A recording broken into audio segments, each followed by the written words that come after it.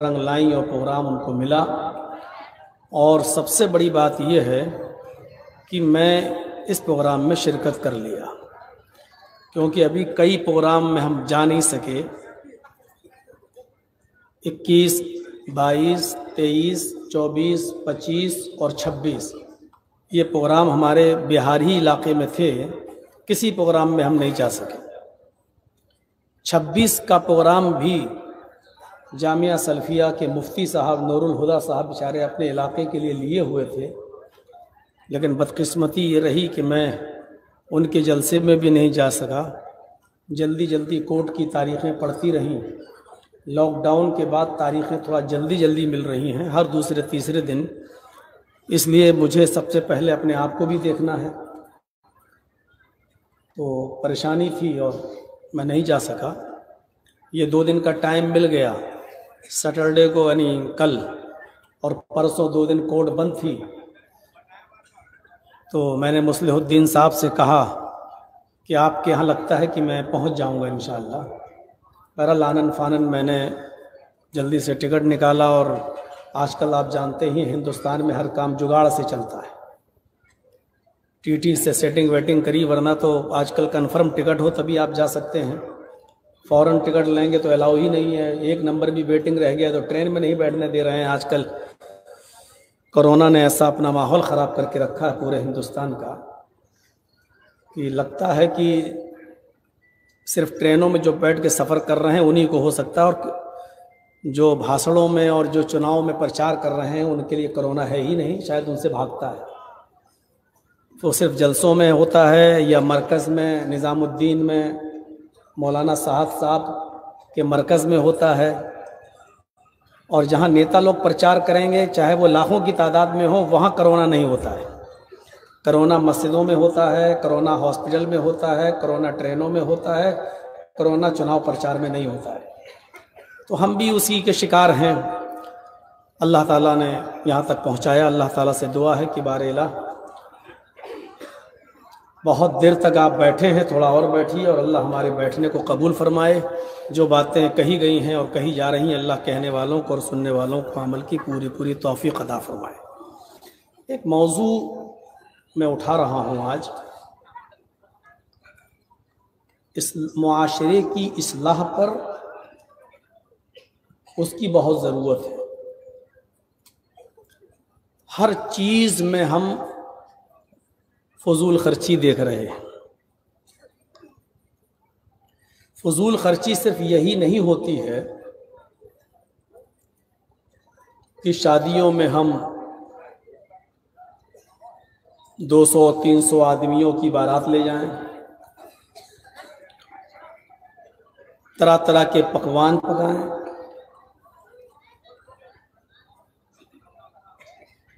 बारातों में पैसा खर्च करें, पटाखों में पैसा खर्च करें। सिर्फ फजूल खर्ची यही नहीं होती है। अगर आपके जलसे में 1 या 2 माइक से काम चल सकता है, फिर भी आप 10 माइक लगाते हैं, तो ये भी फजूल खर्ची में शामिल है।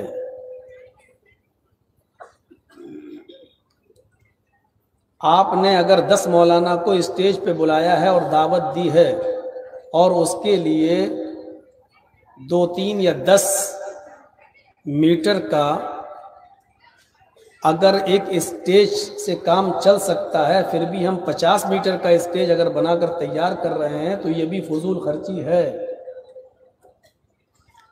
घर में पानी का गिलास मौजूद है, इसके बावजूद हम बाहर से दूसरे प्लास्टिक के गिलास खरीद के लाएं और एक बार उसमें पानी पीकर उसको फेंक दिया जाए,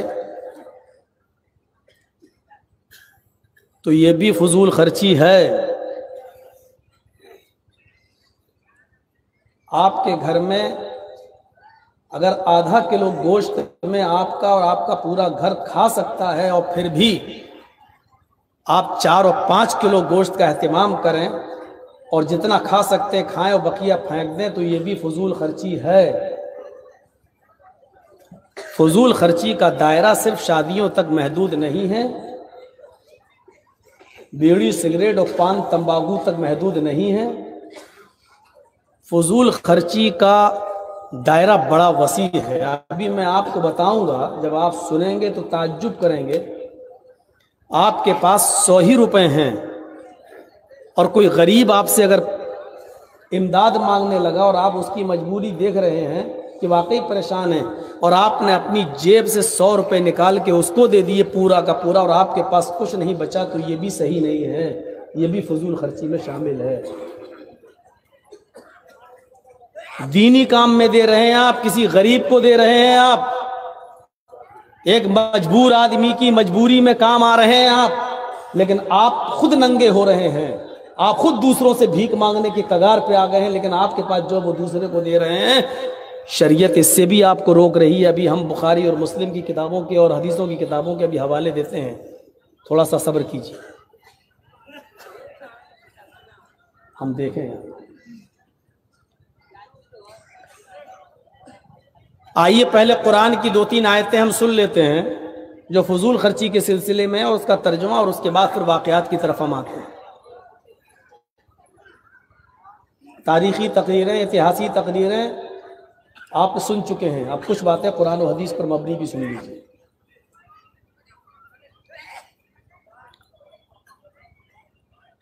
پہلی آیت وہ ہے جو میں نے خطبہ مسنونہ کے بعد پڑھی ہے. اس آیت کے ایک ایک لفظ کو پہلے غور سے سنیے. یا بنی آدم خذوا زینتکم عند کل مسجد وَكُلُوا وَاشْرَبُوا وَلَا تُسْرِفُوا إِنَّهُ لَا يُحِبُّ الْمُسْرِفِينَ. قرآن کریم کی آیت. اے آدم کے بیٹو، اے آدم کی اولاد، اے آدم کی سنتان، جب بھی تم مسجد کے اندر جاؤ تو مسجد میں جاتے وقت تم زینت اختیار کر لیا کرو، مکمل کپڑے پہن لیا کرو، خوبصورت ڈریس پہن لیا کرو، اچھی زینت اختیار کر لیا کرو.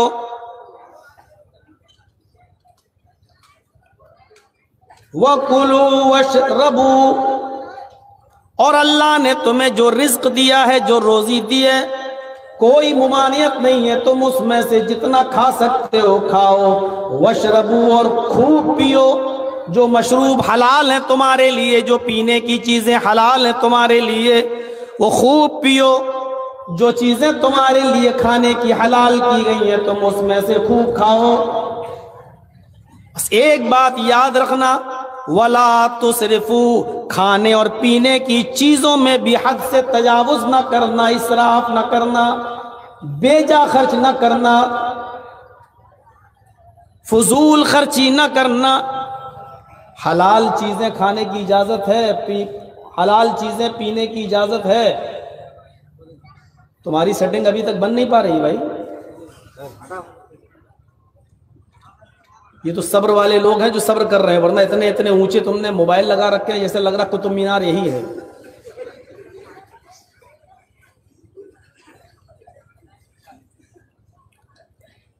پہلے کہہ رہا اللہ کھاؤ، اور پھر یہ کہہ رہا ہے پیو، یعنی کھانے اور پینے کی چیزوں میں نہیں روک رہا ہے، لیکن ادھر بھی ایک احتیاط برت. کیا کہا گیا؟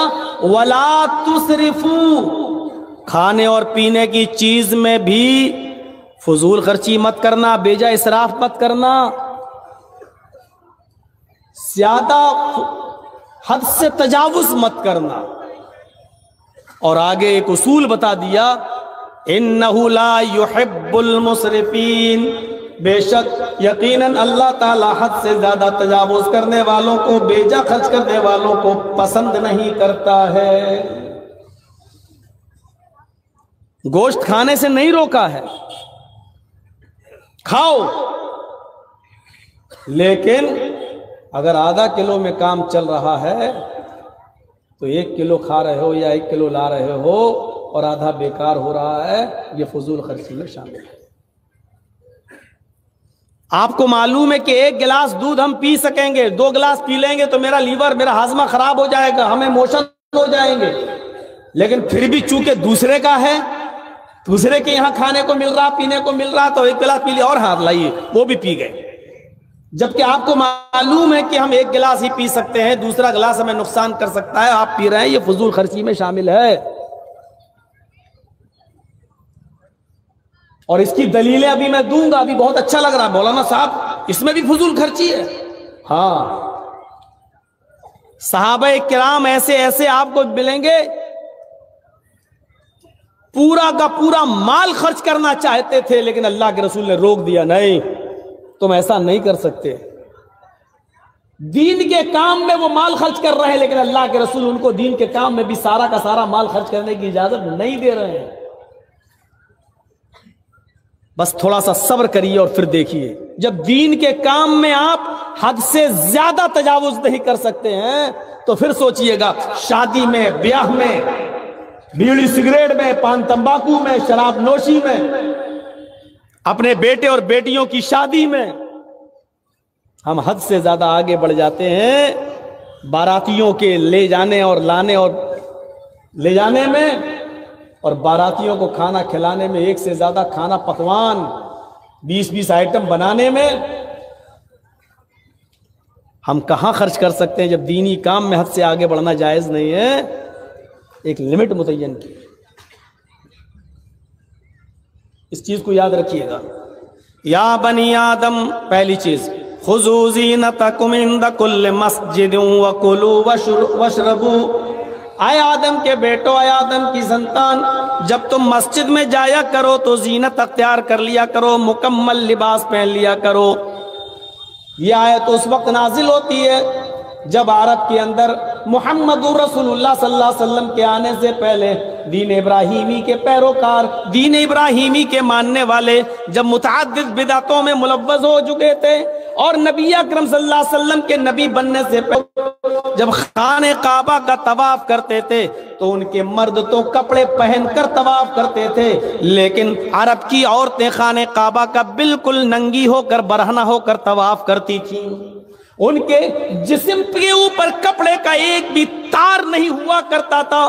کما والدت امہا، جیسا کہ ان کی ماں نے آج ہی ان کو اپنے پیٹ سے پیدا کیا، جیسے وہ بچہ جو ماں کے پیٹ سے پیدا ہونے کے بعد برہنہ اور ننگا ہوتا ہے، ایسے ہی عورتیں خانہ کعبہ کا بالکل ننگی ہو کر، برہنہ ہو کر طواف کرتی تھی۔ عورتوں کو کپڑے پہن کر طواف کرنے کی اجازت نہیں تھی عرب کے اندر۔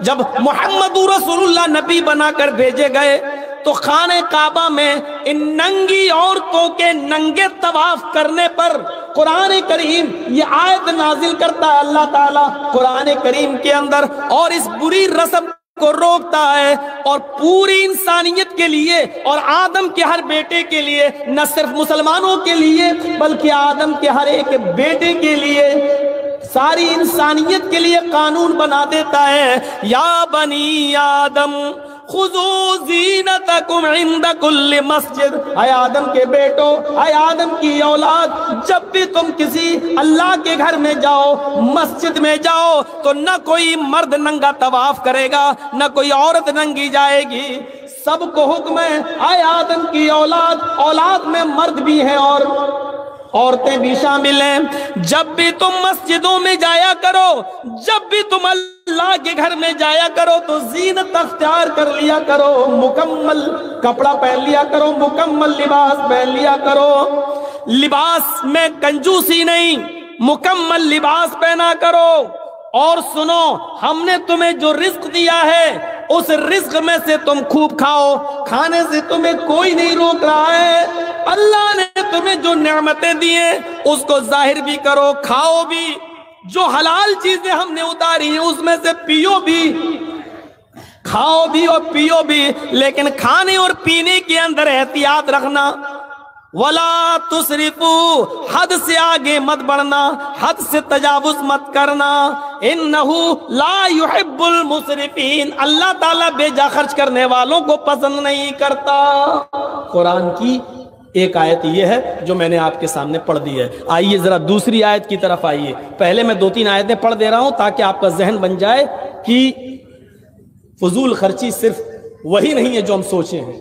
آئیے ایک دوسری چیز، اللہ دوسری جگہ فرماتا ہے قرآن میں، حافظوں سے پوچھئے گا قرآن میں یہ آیت کہاں ہے۔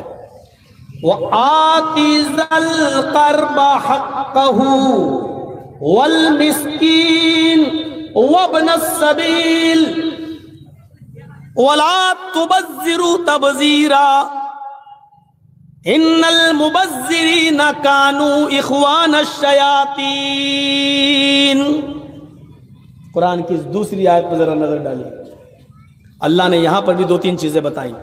وَآتِ ذَا الْقَرْبَ، ہم نے تمہیں جو دولت دی ہے، ہم نے تمہیں جو مال دیا ہے، تم اس مال کو اپنے قرابت داروں پر خرچ کرو، ان کا حق ادا کرو۔ وَآتِ ذَا الْقَرْبَ حَقَّهُ، اپنے قرابت دار کا حق ادا کرو۔ قرابت داروں میں، آپ کے رشتہ داروں میں جو غریب ہیں ان کا خیال رکھو۔ والمسکین، ہم نے تمہیں جو مال دیا اس میں مسکین کا بھی خیال رکھو۔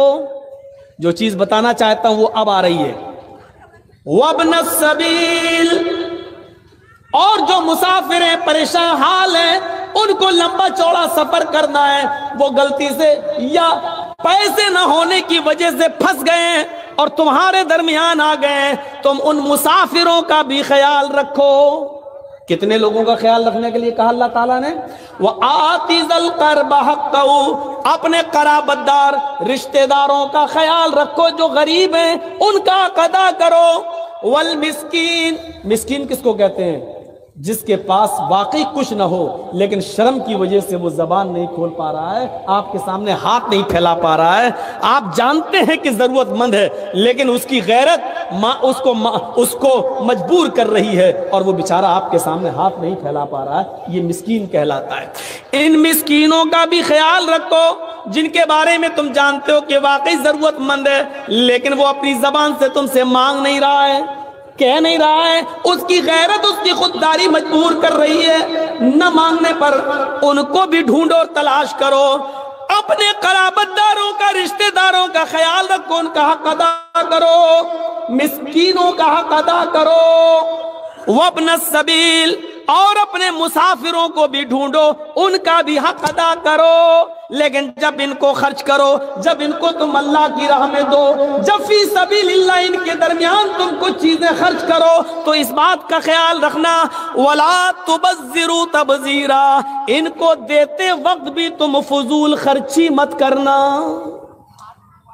وَلَا تُبَذِّرُوا تَبْذِيرًا، بہت زیادہ مال ان میں مت لٹا دینا، ایسا نہ کرنا مسکین کو تو تم امیر کر دو اپنی دولت سے لیکن پھر تمہیں بھیک مانگنے کی نوبت آ جائے، اپنا ایک گھر ہے وہ کسی غریب کو دے دو اور خود سڑکوں پر بھیک مانگتے پھرو۔ وَلَا تُبَذِّرُوا تَبْذِيرًا، جب تم ان لوگوں کا حق ادا کرو تو یاد رکھنا اس میں بھی فضول خرچی نہیں ہونی چاہیے، اور ایک اصول یاد رکھنا، ان المبذرین کانوا اخوان الشیاطین، فضول خرچی چاہے غلط کاموں میں ہو یا صحیح کاموں میں ہو، فضول خرچی ہے اور فضول خرچی کرنے والے شیطان کے بھائی ہیں۔ غلط کاموں میں فضول خرچی تو سمجھ میں آ رہی ہے لیکن اچھے کاموں میں بھی فضول خرچی اس کو منع کر رہا اللہ تعالیٰ، یہ سمجھ میں نہیں آ رہا۔ ابھی واقعات جب رکھیں گے آپ کے سامنے تو سب پورا نقشہ سامنے آ جائے گا۔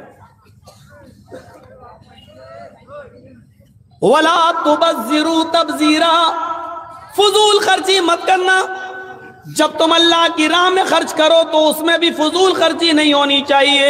ان المبذرین کانوا اخوان الشیاطین، فضول خرچی کرنے والے شیطان کے بھائی ہیں۔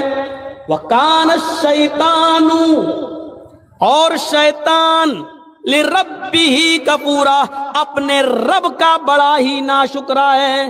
جو شیطان اپنے رب کا ناشکرا ہو وہ تمہارا شکر گزار کیسے ہو سکتا ہے؟ جو اپنے رب کی نافرمانی کرتا ہو وہ تمہارا محسن کیسے ہو سکتا ہے؟ وہ تمہارا کھلا ہوا دشمن ہے۔ اس لیے یہ اصول بھی یاد رکھنا، قرابت داروں کا حق ادا کرنا، مسکین کا حق ادا کرنا، مسافر کا حق ادا کرنا، لیکن ان کا حق ادا کرتے ہوئے بھی فضول خرچی نہیں کرنا۔ فضول خرچی کرنے والے شیطان کے بھائی ہیں۔ اب ایک آیت اور پڑھنے جا رہا ہوں، اس کو بھی آپ ذہن میں رکھیے۔ یہ آیت آپ کو آپ کے گھر پر خرچ کرنے کے لیے کہہ رہی ہے، آپ کی بیوی پر، آپ کے بچوں پر، لیکن اس میں بھی کیا کہا جا رہا ہے؟ والذین اذا انفقوا لم یسرفوا ولم یقتروا وکان بین ذلک قواما۔ یہ سورہ فرقان کی آیت ہے، اس کو آپ اپنے ذہن میں رکھیے۔ وعباد الرحمن الذین یمشون علی الارض حونا واذا خاطبهم الجاہلون قالوا سلاما والذین یبیتون لربهم سجدا وقیاما والذین یقولون ربنا اصرف عنا عذاب جہنم ان عذابها کان غراما۔ یہ پورے اللہ نے اپنے نیک بندوں کے اوصاف بیان کیے ہیں، اور یہ اوصاف بیان کرنے کے بعد پھر فرمایا والذین اذا انفقوا لم یسرفوا ولم یقتروا وکان بین ذلک قواما۔ آئے میرے بندو، جب تم اپنے بیوی پر، اپنے بچوں پر، اپنے گھر والوں پر خرچ کرو، ہم نے تمہیں جو مال دیا ہے وہ اپنے بیوی بچوں پر خرچ کرو، لیکن جب خرچ کرنے پہ آؤ، جب اپنے بیوی بچوں پر مال خرچ کرنے کا نمبر آئے، لم یسرفو، بے جا خرچ نہیں کرنا، ناجائز خرچ مت کرنا، ضرورت سے زیادہ خرچ مت کرنا، اسراف مت کرنا، ولم یقترو، اور بخیلی بھی مت کرنا، ہاتھ روکنا بھی نہیں۔ اب بچہ بیمار ہے، ڈاکٹر اچھی دوا دیتا ہے، یہ 100 روپے کی دوا، نہیں جائیں، اس سے نہیں لیں، ہومیوپیتھک والے سے لے لیں، 10 روپے میں کام چل جائے۔ عید و بقرعید کا موقع ہے، بچے بھی آپ کے نئے کپڑا پہننا چاہتے ہیں، آپ کی بیوی بھی نیا کپڑا پہننا چاہ رہی ہے اور آپ کے پاس ہے، تو آپ اپنی بیوی کو کپڑا دلائیے، آپ جو خود پہنو وہ اپنی بیوی کو بھی پہناؤ، اپنے بچوں کو بھی پہناؤ، لیکن ایسا نہیں ہونا چاہیے کہ آپ کی گنجائش ہے 500 روپے کا کپڑا لانے کی، لیکن آپ اپنی بیوی کی فرمائش کو پورا کرنے کے لیے اپنی گنجائش اور اپنی حد سے پار کر کے اس کو 1500 روپے کا سوٹ دلانے چاہیے۔ آپ کی حیثیت ہے 500 روپے والا کپڑا پہننے کی، لیکن چونکہ عید کا دن ہے، ہمیں اپنے یار دوستوں میں اپنی شان و شوکت کو برقرار رکھنا ہے، اس لیے ہم اپنی حیثیت سے آگے بڑھ کے ہم 2000 کا سوٹ لا رہے ہیں اور ہم پہن رہے ہیں، تو یہ نہیں کرنا۔ لم یسرفو، حد سے زیادہ بھی مت بڑھنا، ولم یقترو، اور بالکل تنگی بھی مت کر دینا۔ حیثیت 500 روپے کی ہے تو لاؤ 50 روپے والا کپڑا پہن لو۔ حیثیت ہے آپ کو 140 60 70 80 روپے کلو گوشت کھانے کی، نہیں صاحب، برڈ فلو میں مرغا چل رہا ہے، 50 روپے ہم یہی لے لیتے ہیں۔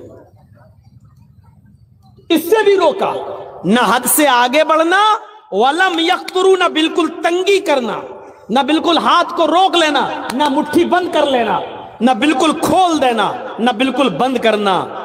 وَكَانَ بَيْنَ ذَلِكَ قَوَامًا، دونوں کے بیچ میں رہنا، بیچ میں رہنا۔ یہ قرآن کی 3 آیتیں میں نے آپ کے سامنے رکھی ہیں، آئیے ان تینوں آیتوں کو اپنے ذہن میں رکھیے گا۔ اب میں ایک واقعہ سنانے جا رہا ہوں، اس واقعے کو سننے کے بعد آپ دنگ رہ جائیں گے کہ مولانا کیا نتیجہ نکال رہے ہیں۔ یہ واقعہ ہم مولویوں پر بھی فٹ بیٹھتا ہے، یعنی ہم لوگ بھی مجرم ہیں اس واقعے کی روشنی میں۔ اماں عائشہ سے کچھ نہیں کہا، آپ نے اپنی بیوی عائشہ سے کچھ نہیں کہا، آپ نے دروازہ کھولا اور سیدھے گھر سے باہر نکل گئے۔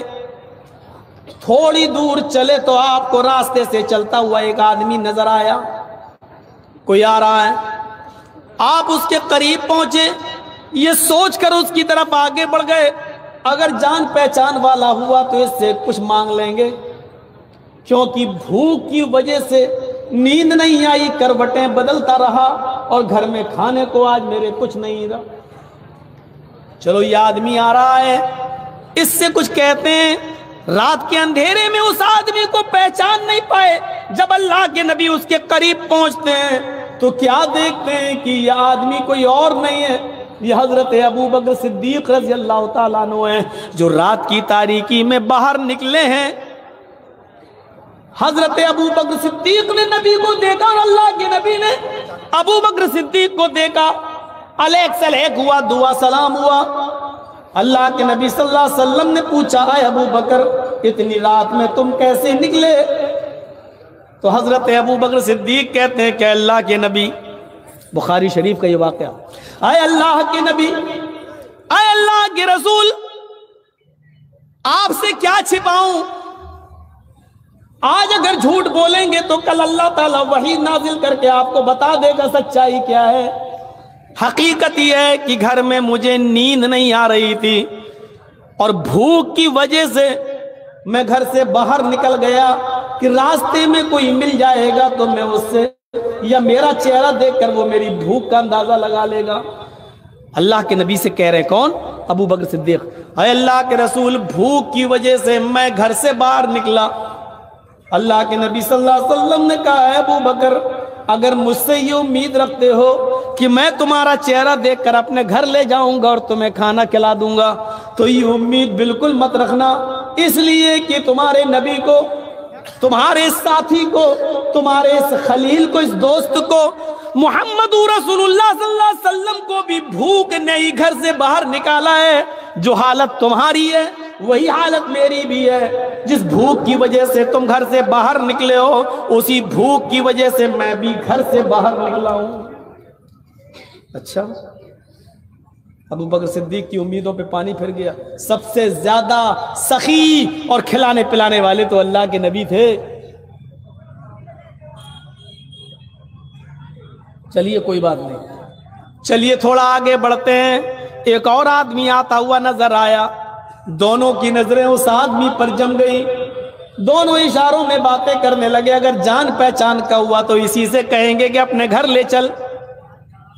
جب وہ آدمی قریب آتا ہے تو وہ کوئی اور نہیں تھا، وہ حضرت عمر فاروق رضی اللہ تعالیٰ عنہ تھے۔ علیک سلیک ہوا اور ان دونوں نے پوچھا ہے عمر اتنی رات میں اندھیرے میں اکیلے چلے آ رہے ہو، کیسے نکلنا ہوا، کہاں جانا ہے؟ حضرت عمر فاروق بھی کہنے لگے اللہ کے رسول جھوٹ بولنے سے کوئی فائدہ نہیں، سچائی ہی ہے کہ آج گھر میں کھانے کو کچھ نہیں مل سکا ہے، بھوک کی وجہ سے ہم گھر سے باہر نکلے ہیں، سوچا تھا کہ راستے میں کوئی مل جائے گا تو شاید ہماری حالت دیکھ کر وہ اپنے گھر لے جائے گا۔ اللہ کے نبی نے کہا اے عمر تمہارے ساتھی ابو بکر کو بھی اسی بھوک نے گھر سے باہر نکالا اور تمہارے ساتھی محمد رسول اللہ کو بھی اسی بھوک نے گھر سے باہر نکالا اور تمہیں بھی بھوک نے گھر سے باہر نکالا۔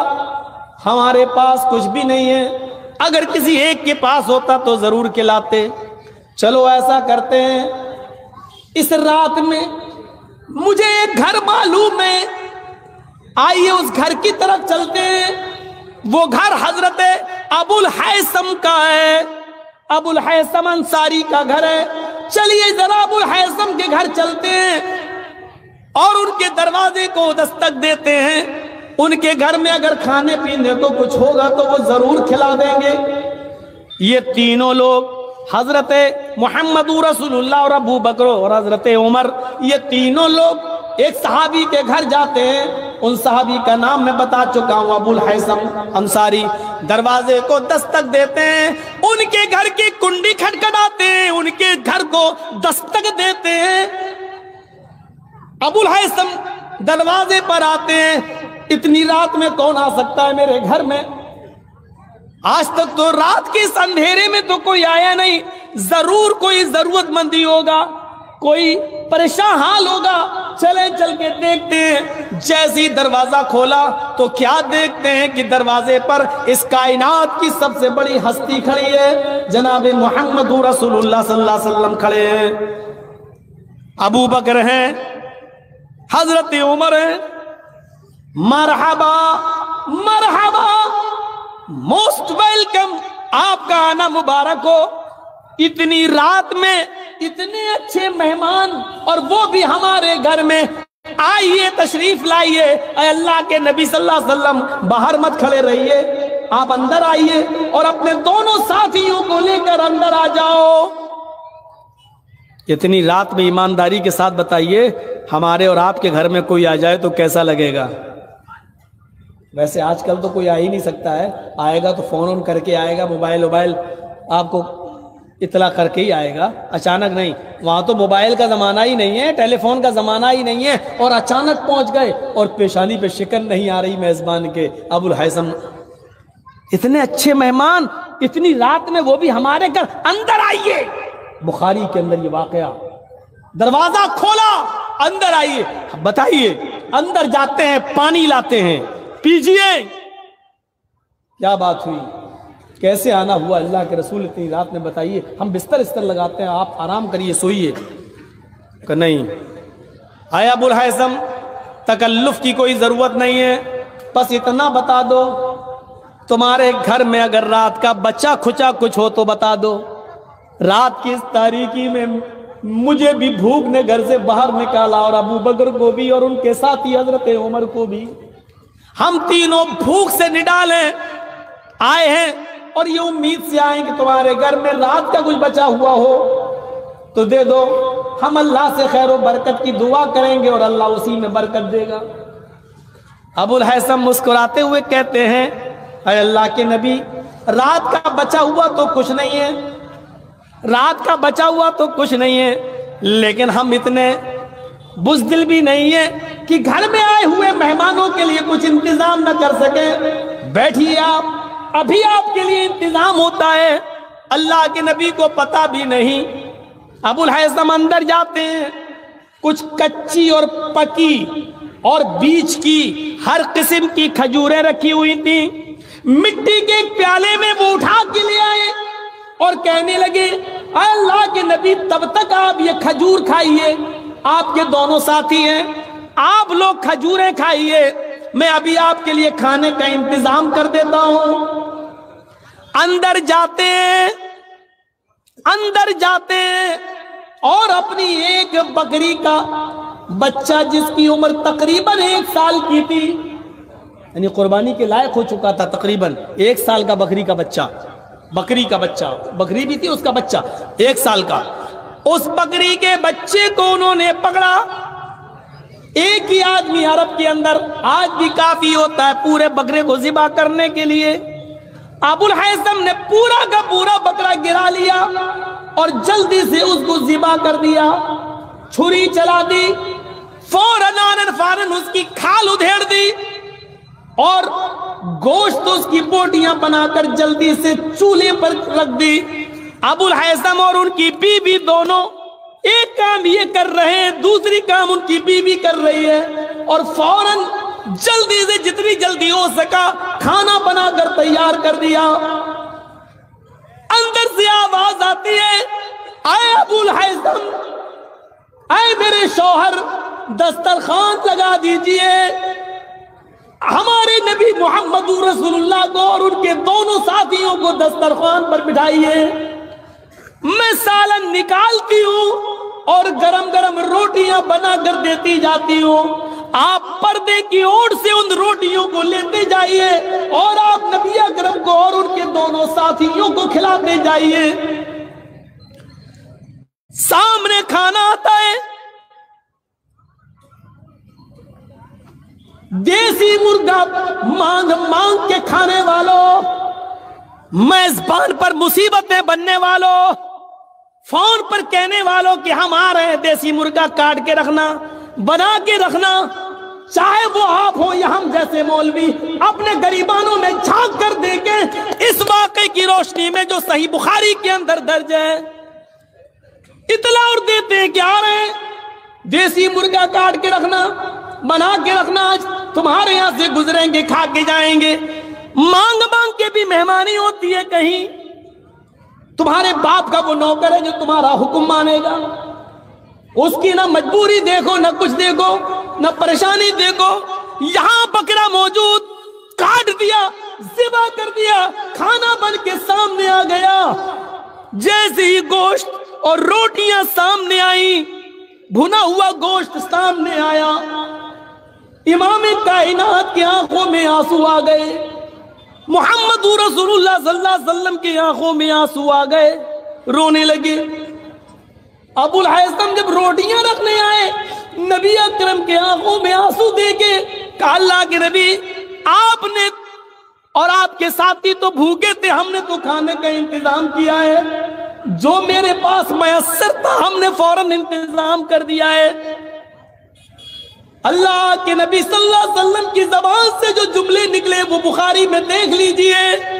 آئے ابو الہیثم، اللہ کی قسم، واللہ واللہ، اے ابو الہیثم واللہ، لَتُسْأَلُنَّ عَنْ هَذَا النَّعِيمِ يَوْمَ الْقِيَامَةِ، جو نعمتیں تم نے پکا کر ہمارے سامنے رکھ دی ہیں، اللہ کی قسم قیامت کے دن ان نعمتوں کے بارے میں تم سے پوچھا جائے گا۔ اللہ کی قسم کل قیامت کے دن ان نعمتوں کے بارے میں تم سے سوال کیا جائے گا۔ جو کام چند کھجوروں میں ہو گیا تھا پھر تم نے مزید اپنا بکرا ذبح کیوں کر دیا، اور جو کام آدھا اور 1 کلو گوشت میں ہو سکتا تھا اس کے لیے تم نے پورا کا پورا بکرا ذبح کیوں کر دیا۔ لَتُسْأَلُنَّ عَنْ هَذَا النَّعِيمِ يَوْمَ الْقِيَامَةِ، اے ابو الہیثم کل قیامت کے دن تم سے ان نعمتوں کے بارے میں پوچھا جائے گا، سوال کیا جائے گا۔ صرف 100 باراتیوں کی جگہ 500 لے جانا صرف یہی فضول خرچی نہیں ہے، شادیوں میں پٹاخے اور بندوق کی گولیاں چلا لینا ہی فضول خرچی نہیں ہے، طرح طرح کے آئٹم بنا کر آدھا کھلایا جائے اور آدھا پھینک دیا جائے یہی فضول خرچی نہیں ہے، بیڑی اور سگریٹ کھا کر اور تھوک دیا جائے پان کھا کر صرف یہی فضول خرچی نہیں ہے، فضول خرچی میں یہ چیز بھی شامل ہے۔ سنو، اس نے مہمان نوازی کی تھی، جناب محمد رسول اللہ کی حیثیت کے مطابق مہمان نوازی کی تھی، لیکن نبی اکرم نے ان کو بھی یہ کہہ دیا یہی وہ نعمتیں جو تم نے میرے سامنے پیش کی۔ اے ابو الہیثم کل قیامت کے دن تم سے ان نعمتوں کے بارے میں سوال کیا جائے گا۔ کیسے لگ رہے ہیں اس واقعے کی روشنی میں ہم اور آپ؟ اب آپ کے ذہن میں سوال ہوگا، کیا کسی کو اچھا سے اچھا کھلانا بھی برا ہے؟ نہیں۔ پھر میں کہوں گا کہ اگر آپ کے گھر میں مہمان آیا ہوا ہے اور آپ جانتے ہیں 2 مہمان ہے، مزید آدھا کلو گوشت میں کام چل جائے گا، تو پھر آپ آدھا کلو بکرا لائیں، آدھا کلو مچھلی لائیں، آدھا کلو پنیر لائیں، آدھا کلو دیسی لائیں، آدھا کلو، آپ اپنی بڑائی دکھا، دیکھو میں نے اتنے آئٹم آپ کے لیے بنا کے رکھ دیے۔ یہ فضول خرچی ہے جو جائز نہیں ہے، جو اس پر سوال ہو، حساب و کتاب ہو۔ اچھے کام پر بھی زیادہ خرچ کرنے سے منع کیا ہے۔ چلیے، اب تو مدرسے والے سوچ رہے ہوں گے تو مولانا کہہ رہا زیادہ خرچ کرنا، تو مدرسے میں جو 100 دے رہے ہوں گے وہ بھی نہیں دیں گے بیچارے، وہ کہیں گے ہم کیوں زیادہ خرچ کریں گے۔ میں نے سب کا سب منع کیا ہے۔ آپ کے پاس سے پوری دولت ہی 100 روپے ہے تو آپ ساری کی ساری 100 روپے نہیں دے سکتے ہیں۔ ابھی وہ بھی واقعات آئیں گے آپ کے سامنے، بتائیں گے، جب بتا رہے ہیں تو مکمل ہی بتا کر چھوڑیں گے، آپ کو بیچ میں پیاسا نہیں چھوڑیں گے۔ اب 100 روپے آپ کے پاس ہے، 100 ہی مدرسے کو دے دی، آپ کی پوری پونجی 100، اب کیا کرو گے؟ شام کو کھانا کہاں سے آئے گا بیوی بچوں کے لیے؟ اللہ دے گا۔ پھر تو وہی حساب ہو گیا صوفیوں کی طرح، اللہ دے گا۔ بیٹھ گئے ایک جگہ پر، اللہ اللہ اللہ، شام کو کھانا کہاں سے؟ اللہ دے گا، اللہ اللہ اللہ۔ ایسے لوگوں کو تو میں نے کہا تھا حرام خور ہیں یہ لوگ، یہ جہاں ملے آپ کو ان کو الٹی چھری سے کاٹو، 1000 جوتے مارو اور ایک گنو۔ یہ قوم کے اوپر بوجھ بنے بیٹھے، بوجھ۔ ایسی لوگوں کے لیے تو ہم نے کہا تھا ہفتے میں ایک دن جمعے کا دن ہے جو سب سے مبارک دن، عید و بقرعید سے بھی زیادہ جس دن کی اہمیت، لیکن اللہ تعالیٰ نے اس پورے دن کو بھی عبادت کا دن نہیں بتایا ہے۔ کیا کہا؟ فَإِذَا قُضِيَتِ الصَّلَاةُ فَانتَشِرُوا فِي الْأَرْضِ، جب جمعے کی نماز پڑھ لی اور جمعے کی نماز مکمل ہو گئی تو اب مسجد میں کیوں بیٹھے ہو؟ ہٹو یہاں سے، نکلو یہاں سے، جاؤ۔ کہاں؟ فَانتَشِرُوا فِي الْأَرْضِ، زمین کے اندر پھیل جاؤ۔ کیوں؟ وَابْتَغُوا مِن فَضْلِ اللَّهِ، اللہ نے جو رزق اتارا ہے، جو روزی اتاری ہے، اس کو تلاش کرو، اپنے بیوی بچوں کے لیے محنت کرو، مزدوری کرو اور ان کو کھلاؤ پلاؤ، یعنی لوگوں کے حرام ٹکڑوں پہ مت پلو، ان کے اوپر بوجھ مت بنو، بلکہ اپنی بیوی اور بچوں کے لیے کماؤ۔ اللہ کا حق ادا ہو گیا، اب مسجد میں مت بیٹھو، اب بندوں کا حق ادا کرنے کے لیے باہر نکلو اور محنت کرو، مزدوری کرو۔ اب یہ بیٹھا ہوا ہے اللہ سجدے پہ سجدے ٹھونکتا جا رہا ہے، اللہ اللہ سبحان اللہ سبحان اللہ، تسبیح رٹ رہا ہے، مالائیں جپ رہا ہے، ادھر دوسرے لوگ پیدا ہو گئے، رام رام رام رام رام رام رام رام، ادھر ہرے رام کر رہے ہیں، ادھر اللہ اللہ اللہ اللہ کر رہے ہیں۔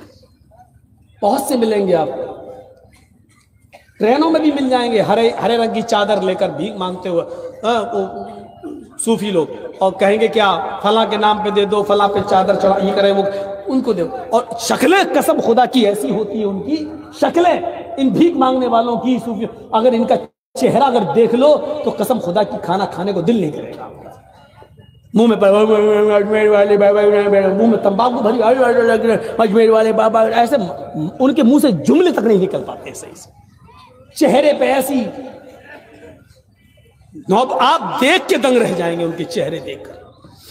ابو الہیثم انصاری کے اس واقعے کو سامنے رکھیے، اس کے بعد اللہ کے نبی صلی اللہ علیہ وسلم نے ایک روٹی اٹھائی اور اس روٹی کے اوپر 2 بوٹیاں رکھی، ایک روٹی اٹھائی۔ اب سنو، دیسی مرغا یا مٹن سامنے آ جائے تو بھوک دگنی، اپنے گھر پہ جتنا کھاتے ہو اس سے ڈبل کھانے والوں سنو، اس پوزیشن میں اللہ کے نبی نے صرف ایک روٹی اٹھائی، روٹی کا سائز اللہ کی قسم ہمیں نہیں معلوم کتنا ہے، بخاری کی حدیث میں صرف خبز کا لفظ آیا ہے، خبز نکرہ، ایک روٹی اٹھائی۔ روٹیاں چھوٹی بھی بنتی ہیں اور بڑی بھی بنتی ہیں، آپ لوگوں کے علاقے میں چھوٹی روٹی بنتی ہے، ہمارے ویسٹ یو پی کی طرف آ جاؤ، مغربی یو پی میں تو بڑے سائز کی روٹیاں بنائی جاتی ہیں، ہمیں سائز نہیں معلوم کہ وہ کتنی بڑی روٹی تھی، ہمیں نہیں معلوم، نہ حدیث کی کتابوں میں اس روٹی کا سائز ہے، چھوٹی بھی ہو سکتی ہے، بڑی بھی ہو سکتی ہے، لیکن نقدے کا لفظ یہ بتلا رہا ہے کہ ایک روٹی اللہ کے نبی نے اٹھائی اور اس روٹی کے اوپر گوشت کی 2 بوٹیاں رکھی اور کہا، اے ابو الہیثم، اس ایک روٹی کو جس پہ میں نے 2 بوٹیاں رکھی ہیں یہ لے جاؤ اور میری بیٹی فاطمہ کو دے آؤ۔ آج 15 دن ہو گئے ہیں، 2 ہفتہ ہو گیا ہے، میرے گھر میں چولہا نہیں جلا ہے، میری بیٹی فاطمہ کو کھانا نصیب نہیں ہوا ہے۔ ابو الہیثم، اللہ کے نبی جب یہ بات کہہ رہے تھے تو ان کی بیوی دروازے پہ کھڑی تھی، اشارے سے بلاتی ہے، اے ابو الہیثم اندر آؤ۔ انہوں نے ایک برتن تیار کر دیا اور اس برتن کے اندر گوشت بھر دیا اور کئی روٹیاں اس برتن میں رکھ دی، دوسرے برتن میں ایک ٹفن تیار کر دیا اور کہا، ایک روٹی اور 2 بیٹی میں فاطمہ کا کیا ہوگا؟ لے کے جانا ہی ہے تو کچھ زیادہ لے جاؤ تاکہ وہ پیٹ بھر کے کھا لے اور اس کے گھر میں جو ہو 1-2 لوگ تو وہ بھی پیٹ بھر کے کھا لے۔ ابو الہیثم جب وہ برتن لے کے نکلے تو اللہ کے نبی نے دروازے سے ان کو طلب کر لیا، ادھر آؤ، میں نے تو 1 روٹی اور 2 بوٹی دی تھی، پورے برتن کو کھول کے دکھاؤ اس میں کیا ہے۔ کھول کے دیکھا تو اس میں سالن بھرا تھا، روٹیاں ایک نہیں کئی روٹیاں تھی۔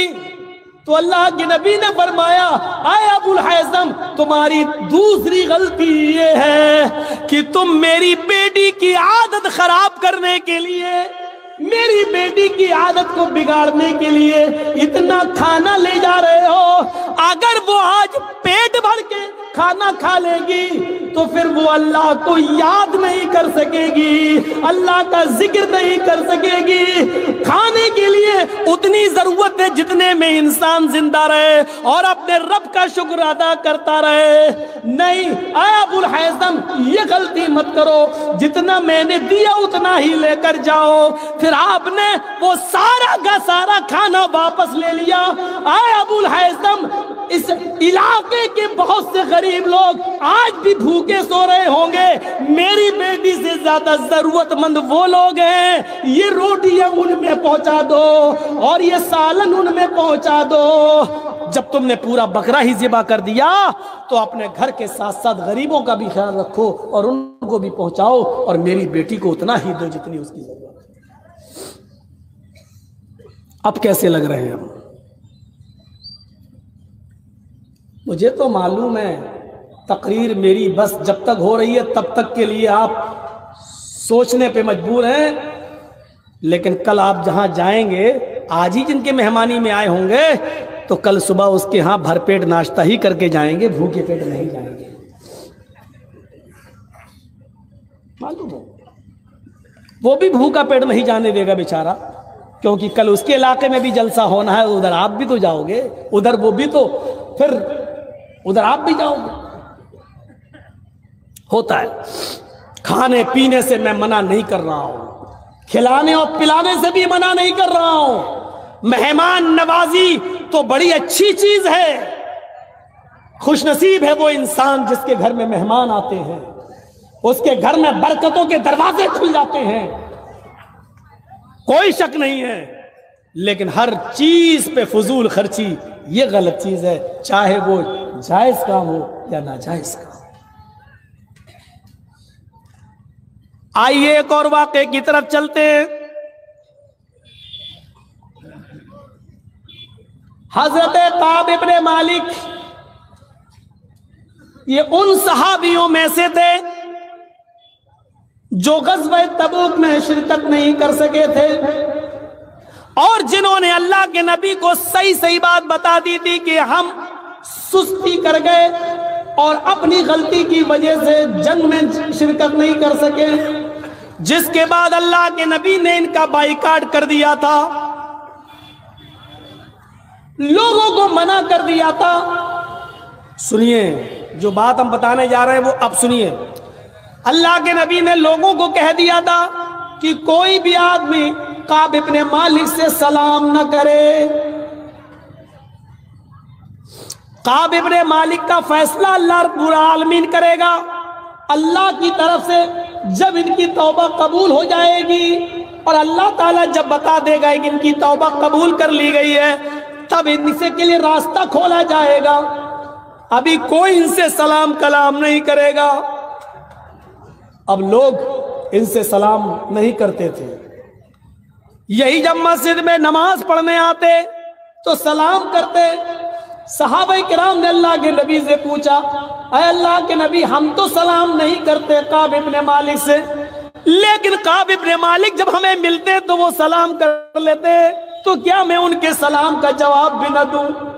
تو اللہ کے نبی نے فرمایا تم ان سے سلام نہ کرو, لیکن اگر وہ سلام کر لیں تو اس کا جواب دے دو. 8-10 دن گزر گئے. کچھ دنوں کے بعد اللہ کے نبی نے ایک اور حکم عائد کر دیا, اے کعب ابن مالک تمہارے لیے دوسرا حکم نافذ کیا جا رہا ہے, آج کے بعد تم مسجد میں نماز نہیں پڑھ سکتے ہو. مصیبتیں دیکھیے, مصیبت صرف ایک نافرمانی. ایک جنگ میں جانا تھا, سارے صحابہ چلے گئی, یہ سوچنے لگے میرا گھوڑا تو بہت اچھا ہے, تندرست ہے, ارے ہم تو صبح پہنچ جائیں گے, یہ لوگ جا رہے جانے دو, ہم تو دیر میں نکلیں گے, صبح پہنچ جائیں گے, ان کے ساتھ پہنچ جائیں گے. لیکن پھر رات میں لیٹ گئے تو نیند آ گئی, غلبہ آ گیا آنکھوں میں, نیند چڑھ گئی. صبح کے ٹائم پہ آنکھ کھلی, جب آنکھ کھلی تو پھر اور چلیے ابھی تو اور ہے, 1-2 دن لگیں گے جنگ شروع ہونے میں, ابھی ہم یہ کام نپٹا لیں, ابھی ہم وہ کام نپٹا لیں.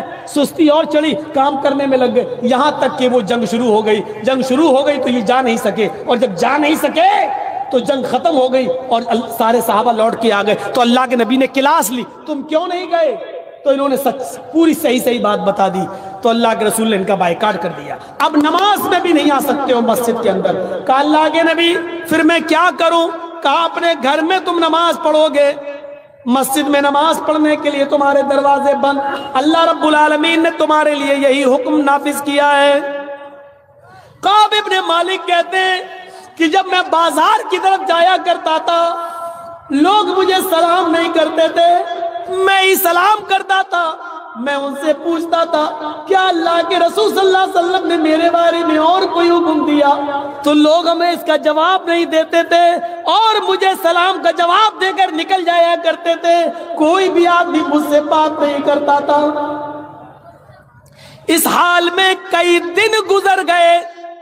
کعب ابن مالک کہتے ہیں میں کافی بزرگ ہو چکا تھا، یہاں پر ایک حکم اور نافذ ہوتا ہے۔ اے کعب ابن مالک، ایک مہینہ جب گزر گیا تو حکم نافذ ہوتا ہے، اے کعب ابن مالک آپ اپنی بیوی سے دور ہو جائیں۔ یہ حکم نافذ ہو رہا، آپ کو ایک اور سزا دی جا رہی ہے، آپ کو آج کے بعد آپ اپنی بیوی سے مل نہیں سکتے۔ کعب ابن مالک نے کہا اے اللہ کے نبی، بیوی سے مل نہیں سکتے، اس کا مطلب کیا ہے؟ کیا میں اس کو طلاق دے دوں؟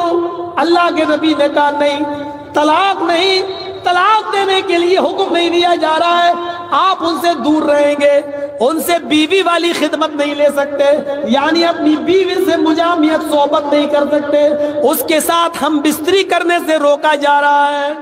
کعب ابن مالک کہتے ہیں میری بیوی ایک جگہ تو جنگ میں جا نہیں سکا، یہاں ہم بستری سے بھی روک دیا گیا، کہیں میرے اوپر شہوت کا غلبہ ہو گیا اور مجھے تمہاری ضرورت پڑ گئی تو نبی اکرم کی یہ بھی نافرمانی میں نہ کر بیٹھوں اور تم سے ہم بستری نہ کر لوں، اس لیے بہتر ہے کہ تم اپنے مائکے چلی جاؤ، نہ تم یہاں رہو گی نہ میرا دل تمہاری طرف مائل ہوگا۔ اپنی بیوی کو وہ اپنے سسرال اس کے مائکے بھیج دیتے ہیں۔ اس حال میں 50 دن گزر جاتے ہیں، کعب ابن مالک اسی جگہ بیٹھے رہتے ہیں اور نماز پڑھتے ہیں، بازار جا نہیں رہے ہیں، اس لیے کہ لوگ ان سے بات ہی نہیں کرتے، ہر دن انتظار کر رہے ہیں شاید میرے لیے اللہ کی طرف سے کوئی حکم نافذ ہو جائے۔ کبھی سوچتے کہ میں خودکشی کر لوں، مجھے اس دنیا میں جینے کا حق نہیں ہے، یا اللہ میں نے کتنا غلط کام کر دیا، ایک جنگ میں ہم نہیں جا سکے اور مجھے اتنی مصیبتوں سے گزرنا پڑا، ساری مصیبتیں برداشت کرتے گئے، سب کچھ گوارا کرتے گئے۔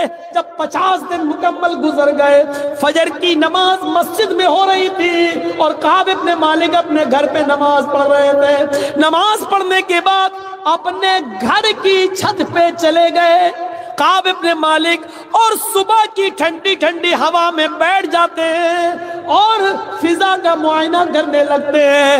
ہوا چل رہی ہے ٹھنڈی ٹھنڈی اور فضا کا معائنہ کر رہے ہیں، کیا دیکھتے سورج نکلنے کے قریب ہے اور کوئی آدمی، کوئی صحابی رسول نبی کی مسجد نبی سے نکل کر میرے گھر کی طرف آ رہا ہے۔ تھوڑی دیر کے بعد وہ میرے گھر کے دروازے کے نیچے کھڑا ہوتا ہے، کہتا ہے کعب ابن مالک کہاں ہے؟ کعب کہاں ہے؟ کعب کہاں ہے؟ میرے اوپر سے آواز دی، کیا ہوا؟ میں یہاں ہوں۔ اے کعب ابن مالک، اللہ تعالیٰ نے تمہاری توبہ کو قبول کر لیا ہے، تمہاری توبہ قبول کر لی ہے۔ جناب محمد رسول اللہ صلی اللہ علیہ وسلم نے فرمایا ہے کعب سے کہہ دو کہ وہ اپنی بیوی کو بلا سکتے ہیں، مسجد میں آ سکتے ہیں اور لوگوں سے دعا سلام کر سکتے ہیں، اللہ تعالیٰ نے ان کی توبہ کو قبول کر لیا۔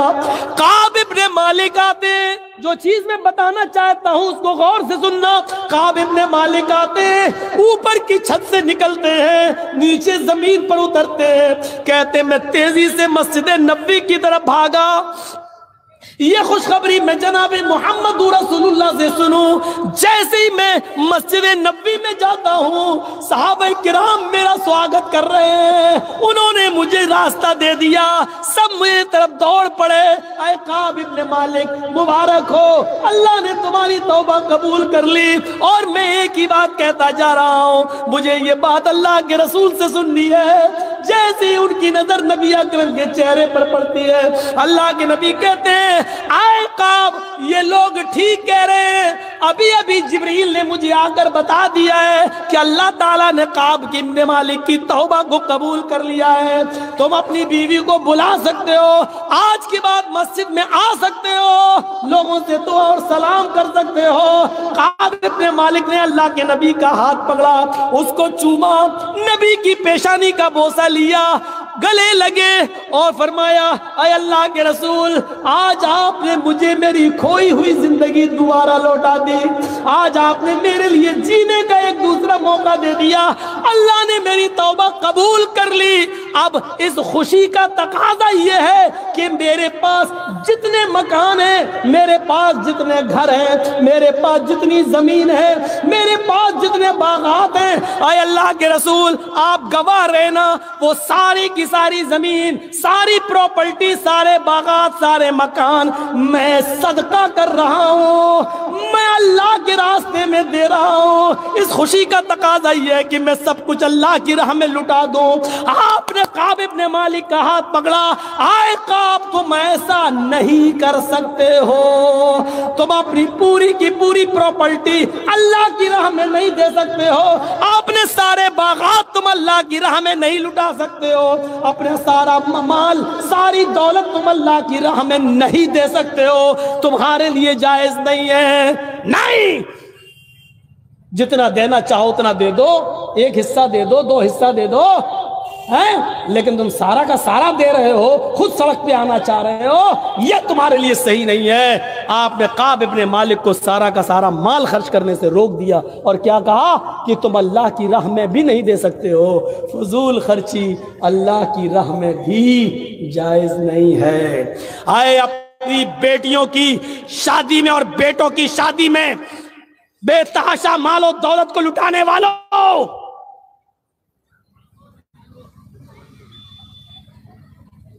हजारों सैकड़ों टन खाना बनाकर बर्बाद करने वालों, 10 और 15 लोगों के बीच में निकाह हो सकता है, 500 आदमियों की बारात ले जाकर लड़की वालों के घर में चोरों डाकुओं की तरह बनाकर लेकर खिलाने वालों, सुनो, जब अल्लाह की राह में सारा माल नहीं दिया जा सकता है तो तुम्हारी सैयारी और मक्कारी में फजूल खर्ची जायज कैसे हो सकती है, यहां कैसे जायज हो सकती है? कभी हमने गौर किया है, सोचा है हमने? इस बात का एहसास नहीं होता है। इतनी सी बात अगर हम सोच लें कि जब अल्लाह, काब इब्न मालिक कितना अच्छा काम कर रहे थे, अल्लाह के रसूल आज तो मुझे एक नई जिंदगी मिल गई, इतना अच्छा मौका है हमारे लिए, जब अल्लाह ने मेरी तौबा कबूल कर ली तो मेरी खुशी में चाहता हूं कि सब कुछ दे दूं, लेकिन अल्लाह के रसूल ने कहा नहीं। देखिए वो कह रहे मैं सब कुछ अल्लाह की राह में दे दूं, और अल्लाह के नबी क्या कह रहे हैं, नहीं नहीं, तुम ऐसा नहीं कर सकते।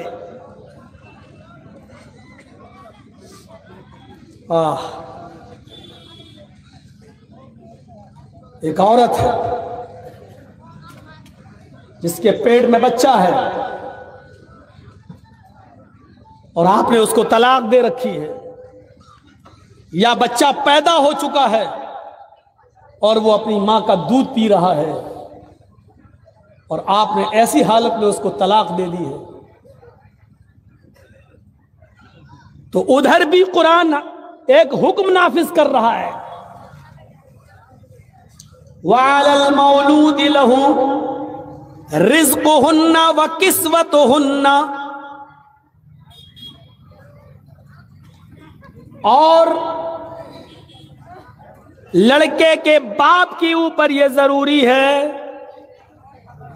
क्या जरूरी है? जिसका लड़का है यानी बाप के लिए जिसने तलाक दे दी है, कि जब तक वो बच्चा अपनी मां का दूध पी रहा है, रिज़्क़ुहुन्ना व किस्वतुहुन्ना बिल मारूफ, उस औरत का रिज़्क़ यानी उस औरत का खाना पानी और उसका कपड़ा, ये बाप की जिम्मेदारी है, ये मर्द की जिम्मेदारी है कि वो उस औरत को देगा जिसके पास बच्चा है, और अगर वो दूध पिला रही है तो दूध पिलाने का खर्चा भी देगा, طلاق ہو گئی، عدت 3 مہینے گزر گئی، لیکن چونکہ ابھی وہ بچے کو دودھ پلا رہی ہے اور بچہ ماں کا دودھ پی رہا ہے، تو اس پر بھی قرآن کیا کہہ رہا ہے؟ رزقہن و کسوتہن بالمعروف۔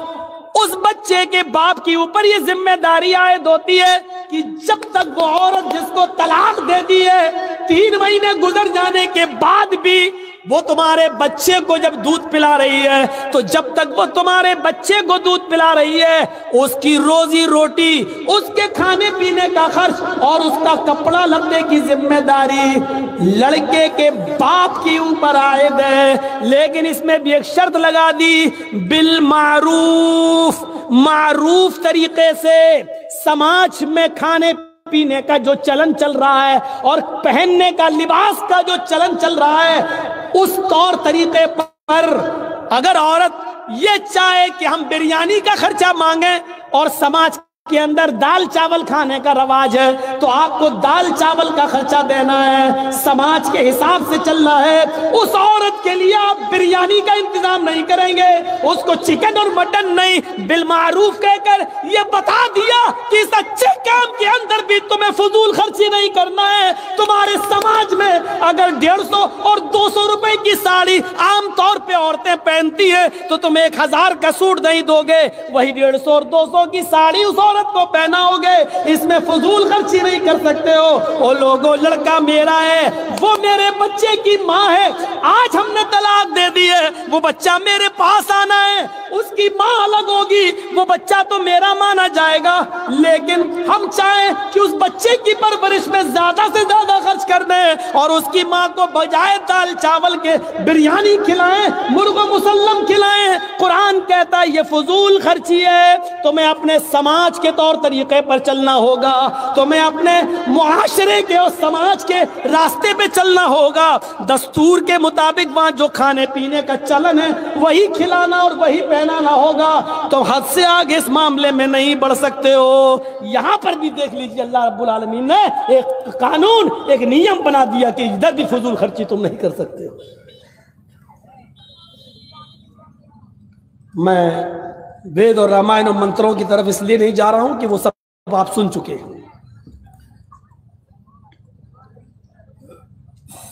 تاریخی تقریر، اتہاسک تقریریں ہو چکی ہیں، میں سمجھتا ہوں کہ اس کی ضرورت نہیں ہے۔ آج کی طرح قرآن کی آیتیں تو شاید میں کسی جلسے میں پڑھی بھی نہیں ہے، صرف قرآن کی آیتیں بھی لے کے چل رہا ہوں۔ ابھی آپ رکیے، ابھی دیکھتے جائیے۔ کعب ابن مالک نے سب خرچ کرنا چاہا، وہاں روک دیا۔ یہاں اللہ تعالیٰ نے دستور کے مطابق عورت کو کپڑا اور کھانا دینے کا حکم دیا، ادھر بھی فضول خرچی سے روکا۔ آئیے ایک واقعہ اور اس کے بعد ہم دوسری طرف آتے ہیں۔ ایک واقعہ اور، حضرت سعد ابن ابی وقاص بیمار ہو گئے۔ بخاری اٹھائیے، حضرت سعد ابن ابی وقاص بیمار ہوئے، اللہ کے رسول کو پتا چلا کہ حضرت سعد کی طبیعت خراب ہو گئی، اللہ کے رسول ان کی عیادت کے لیے ان کے گھر گئے۔ اے اے، اس واقعے سے تو آنکھیں پھٹی کی پھٹی رہ جائیں گی۔ اللہ کے نبی جب ان کی عیادت کے لیے گئے تو حضرت سعد نے حضرت محمد الرسول اللہ کا ہاتھ پکڑ لیا اور کہنے لگے، جملے دیکھیے، اے اللہ کے رسول میری بات کو ذرا غور سے سننا، اب مجھے کئی بیماریاں لاحق ہو گئی ہیں، نہیں لگتا کہ میں اس بیماری میں بچوں گا۔ خیر موت و زندگی تو اللہ کے ہاتھ میں، جو آیا ہے اس کو ایک دن جانا ہے۔ اللہ کے نبی کہتے ہیں سعد تم جو کچھ بھی بول رہے ہو اس میں کچھ بھی جھوٹ نہیں ہے، جو آیا ہے اس کو جانا ہے۔ تم کہہ رہے ہو کہ اس بیماری میں اب مجھے بچنے کی امید کم ہے، تو امیدیں دنیا لگاتی ہے، شفا دینے والا اللہ ہے، جب وہ تمہیں شفا دینا چاہے گا تو شفا دے دے گا، اور جب اپنے پاس بلانا چاہے گا تو ہماری دعائیں بھی تمہارے کوئی کام نہ آئیں گی۔ اے سعد تم کچھ اور بات کرنا چاہتے ہو تو بتاؤ۔ ہاں اے اللہ کے نبی، موت و زندگی کا تو کوئی بھروسہ نہیں، لیکن آج مجھے ایک بات کہنی ہے۔ اے اللہ کے نبی میری ایک بیٹی ہے، بس صرف میری ایک بیٹی ہے، میں اس کی شادی سے فارغ ہو چکا ہوں، وہ بھی پرائے گھر کی ہو چکی ہے، وہ بھی شوہر والی ہے، اس کے بھی بچے ہیں، وہ اپنے سسرال جا چکی ہے، وہ اپنے شوہر کے پاس خوش ہے۔ اے اللہ کے رسول، میرے پاس میرا ایک یہ مکان ہے، ایک اور مکان ہے، میرے پاس 2-3 باغات بھی ہیں، میرے پاس اس کے علاوہ بھی کوئی ملکیت ہے، میں چاہتا ہوں کہ میری بیٹی کا تو نکاح ہو گیا ہے، اب تو کوئی ہے نہیں، اس لیے میں چاہتا ہوں کہ انتقال سے پہلے میں سارا کا سارا اپنے گھر اور اپنے مکان اور اپنی ملکیت اور اپنی پراپرٹی، زمین و جائیداد اللہ کے نام پہ خرچ کر دوں، فی سبیل اللہ لٹا دوں، سب صدقہ کر دوں۔ اے اللہ کے نبی کیسا رہے گا؟ اگر یہ صحیح ہے تو میں آپ کو دے دیتا ہوں، آپ اس کو دینی کام میں جہاں لگانا چاہیں لگا دیں۔ اللہ کے نبی فرماتے ہیں ایسا تم ایسا ہرگز نہیں کر سکتے، بخاری کے الفاظ پر غور کرنا، ایسا تم ایسا ہرگز نہیں کر سکتے۔ کہا اللہ کے نبی میں چاہتا ہوں کہ اپنی زندگی میں کچھ نہ کچھ صدقہ کر لوں، کیا میں سارا کا سارا نہیں دے سکتا؟ اللہ کے نبی فرماتے ہیں نہیں، ایسا تم سارا کا سارا نہیں دے سکتے۔ تو کہا ٹھیک ہے اے اللہ کے نبی، تو میں اپنے گھر مکان ملکیت زمین و جائیداد کے 3 حصے کر لیتا ہوں۔ ادھر دیکھو، یہ بات غور سے سنو، میں اپنی زمین و جائیداد ملکیت کے 3 حصے کر لیتا ہوں، 3 حصے، 2 حصے میں خرچ کر دیتا ہوں، 2 حصے کا میں صدقہ اور خیرات کر دیتا ہوں، اور 1 حصہ اپنے پاس رکھ لیتا ہوں جو میرے مرنے کے بعد ترکہ ہو جائے گا، میری بیٹی میں اور میرے رشتہ داروں میں بٹ جائے گا۔ اللہ کے نبی کہتے ہیں اے سعد تم ایسا بھی نہیں کر سکتے ہو، اپنی ملکیت، اپنی پراپرٹی، اپنی زمین و جائیداد کا 2/3 یعنی 3 حصوں میں سے 2 حصے بھی خرچ نہیں کر سکتے ہو۔ کہا اللہ کے رسول ٹھیک ہے، اگر 2/3 2/3 بھی خرچ نہیں کر سکتا ہوں تو ایسا کرتا ہوں کہ میں اپنی ملکیت کو آدھا کر دیتا ہوں، آدھی ملکیت اللہ کی راہ میں خرچ کر دیتا ہوں اور آدھی ملکیت اپنے پاس رکھ لیتا ہوں، وہ میرے مرنے کے بعد میری بیٹی اور میرے رشتہ داروں میں ترکے کے طور پہ کام آ جائے گی۔ آپ نے فرمایا اے سعد تم اپنی زندگی میں اپنی پراپرٹی زمین و جائیداد کا آدھا حصہ کر کے آدھا مال بھی صدقہ اور خیرات نہیں کر سکتے ہو، آدھا بھی نہیں دے سکتے ہو۔ تو کہا اللہ کے رسول اگر آدھا بھی نہیں دے سکتا ہوں تو ایسا کر لوں کہ میں اپنی پراپرٹی زمین و جائیداد اور اپنے مال و دولت سب کے 3 حصے کر کے 2 حصے، ایک حصہ میں اپنے پاس رکھ لوں، 1 حصہ میں خرچ کر دوں، 2 حصے میں اپنے پاس رکھ لوں، 1 حصہ میں خرچ کر دوں، یعنی 1/3 3 حصے کر کے، ابھی تو کہہ رہے تھے کہ 2 خرچ کر دوں 1 روک لوں، اب کہہ رہے ہیں 3 حصے میں سے 2 خرچ کر دوں اور 1 خرچ کر دوں اور 2 روک لوں، 1 خرچ کر دوں۔ تو اللہ کے نبی کیا کہتے ہیں اے سعد ابن ابی وقاص، ہاں اپنی پراپرٹی زمین و جائیداد کا 1/3 جس کا تم حق رکھتے ہو، 1/3 1/3 جس کا تم حق رکھتے ہو، اس کی وصیت جس کو چاہو کر سکتے ہو، جس کو دینا چاہو دے سکتے ہو، لیکن 2 حصے تمہارے انتقال کے بعد تمہارے رشتہ داروں میں ترکے کے طور پہ تقسیم ہوں گے، 1/3 حصہ تم خرچ کرنا چاہو تو کر سکتے ہو، صدقہ و خیرات دینا چاہو تو دے سکتے ہو، حالانکہ یہ بھی زیادہ ہے، یعنی میری مانو تو یہ بھی زیادہ ہے، لیکن 1/3 کا تمہیں اختیار ہے، 1/3 کا تمہیں اختیار ہے۔ یہ حدیث ہمیں کیا بتلا رہی ہے بخاری شریف کا یہ منظر اللہ کے رسول صلی اللہ علیہ وسلم نے حضرت سعد بن ابی وقاص سے جو کہا، وہ بھی ان کی بیماری کے حال میں جو کہا، یہ حکم ہمیں بتلا رہا ہے کہ ہم سارا کا سارا مال خرچ کر کے خود سڑکوں پہ آ جائیں اور بھکاری بن جائیں، یہ جائز نہیں ہے۔ جب دینی کاموں میں حد سے زیادہ مال خرچ کر کے لٹانا جائز نہیں ہے، تو شادی اور بیاہ میں، آتش بازیوں میں، بیڑی اور سگریٹ میں، پان تمباکو میں اور شراب نوشی میں فضول خرچی کرنا کہاں سے جائز ہو جائے گی؟ یہ ہماری تقریر کا آج موضوع دوسرا ہے۔ ہم فضول خرچی یہ نہیں کہہ رہے ہیں کہ حرام ہے، ہم فضول خرچی یہ نہیں کہہ رہے ہیں ناجائز ہے، ہم یہ بتا رہے ہیں جب فضول خرچی دینی کام میں جائز نہیں ہے تو غیر دینی کاموں میں جائز کہاں سے ہو جائے گی؟ جب ادھر نہیں کر سکتے ہو تو ادھر کیسے کر سکتے ہو؟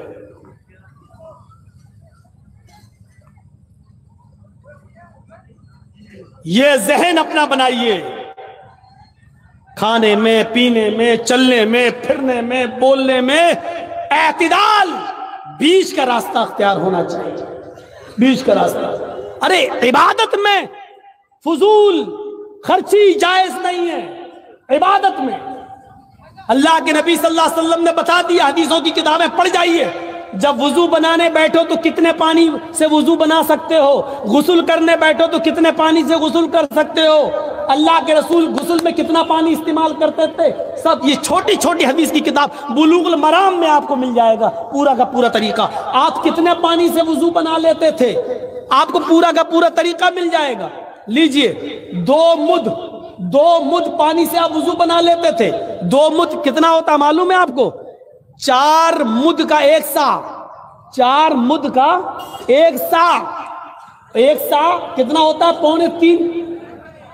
پونے تین سیر، یعنی 2.5 کلو، 2.5 کلو، 4 مد کا 1 سا یعنی 2.5 کلو کا 1 سا، اور اللہ کے رسول 4 مد نہیں 2 مد یعنی 2.5 کلو سے آدھا کر دو کتنا ہوا؟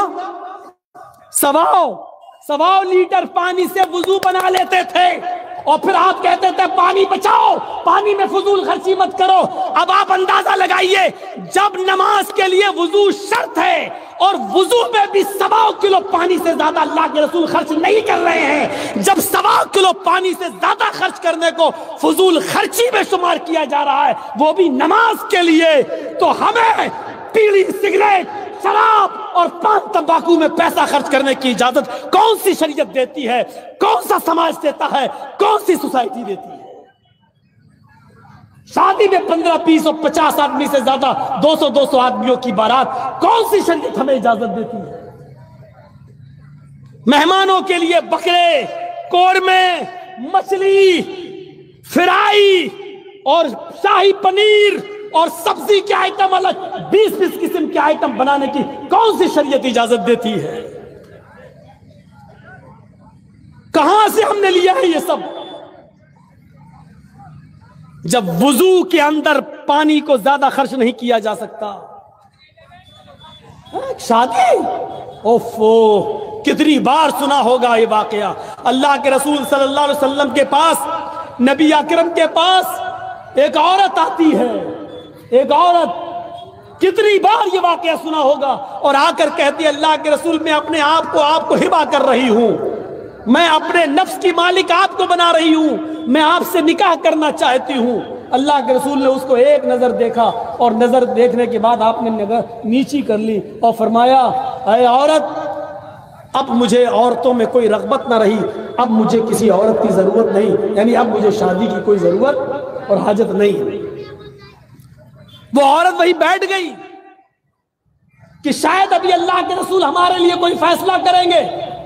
وہی ایک صحابی بیٹھے تھے، کہا اللہ کے رسول اگر آپ نہیں کرنا چاہتے ہیں تو میں نکاح کا خواہش مند ہوں، میرے ساتھ نکاح کر دیجئے۔ اوئے ہوئے، ذرا دیکھیے تو صحیح، اللہ کے نبی صلی اللہ علیہ وسلم فرماتے ہیں تم نکاح کرنا چاہتے ہو؟ کہاں؟ اس عورت سے پوچھا کہ یہ چاہتے ہیں، تو کہا اللہ کے رسول اگر آپ نہیں کرنا چاہتے تو ان کے ساتھ کر دیجئے۔ تو آپ نے اس صحابی کو اپنے قریب بلایا، بخاری کے الفاظ دیکھیے، آپ نے فرمایا کیا آپ اپنی بیوی کو مہر میں کچھ دے سکتے ہو؟ ضروری ہے مہر، جس چیز کی سب سے زیادہ ضرورت ہونی چاہیے سماج اور سوسائٹی میں، نکاح کے وقت ایک قاضی کو نکاح پڑھانے والے کو پوچھنا چاہیے کہ آپ اپنی بیوی کو مہر کتنا دے رہے ہو۔ پھر عورت کے پاس خبر جانا چاہیے اس لڑکی کے پاس کہ تمہارا ہونے والا شوہر اتنے روپے مہر دینا چاہتا ہے، کیا تم اتنے روپے مہر یا یہ مہر میں یہ لینا چاہتی، کیا اتنے میں تم قبول کر سکتی ہو؟ لڑکی اور لڑکے دونوں کی رضامندی پر اور جتنا پر طے ہو جائے وہی شرعی مہر ہے۔ لڑکی لڑکے کی حیثیت سے زیادہ نہیں مانگ سکتی ہے، اور لڑکا بھی اپنی حیثیت سے بہت کم کرنا چاہے تو وہ بھی اس کے لیے صحیح نہیں، اپنی حیثیت کے مطابق دے۔ ارے ولیمے میں جب 5 لاکھ خرچ کر سکتے ہو تو اپنی بیوی کو 50,000 کا مہر کیوں نہیں دے سکتے ہو بھائی؟ موٹر سائیکل مانگنے میں تمہیں شرم نہیں آتی، حیا نہیں آتی؟ اور مہر دینے میں تو اتنا مہر، شریعت میں کا مہر رکھو 66 روپے 40 پیسے، مہر فاطمہ رکھ دو۔ یہاں مہر فاطمہ یاد آ جاتا ہے، جہیز لیتے وقت جہیز فاطمہ یاد نہیں آتا ہے۔ مہر کا معاملہ ہو تو مہر فاطمہ یاد آتا ہے، اور جہیز لینے کا معاملہ ہو تو وہاں پر مہر جہیز فاطمہ پھر یاد نہیں آتا۔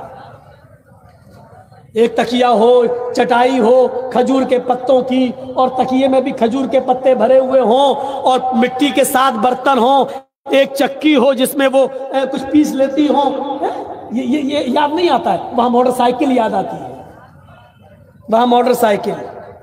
اب کتنا برا تو بول چکا ہوں، اس کے باوجود بھی تو شرم نہیں آتی ہے، اتنی بے شرمی ہے۔ ارے ہم انٹرنیشنل بھکاری تک بول چکے ہیں، موٹر سائیکل مانگنے والے کو انٹرنیشنل بھکاری کا خطاب بھی ہم دے چکے ہیں۔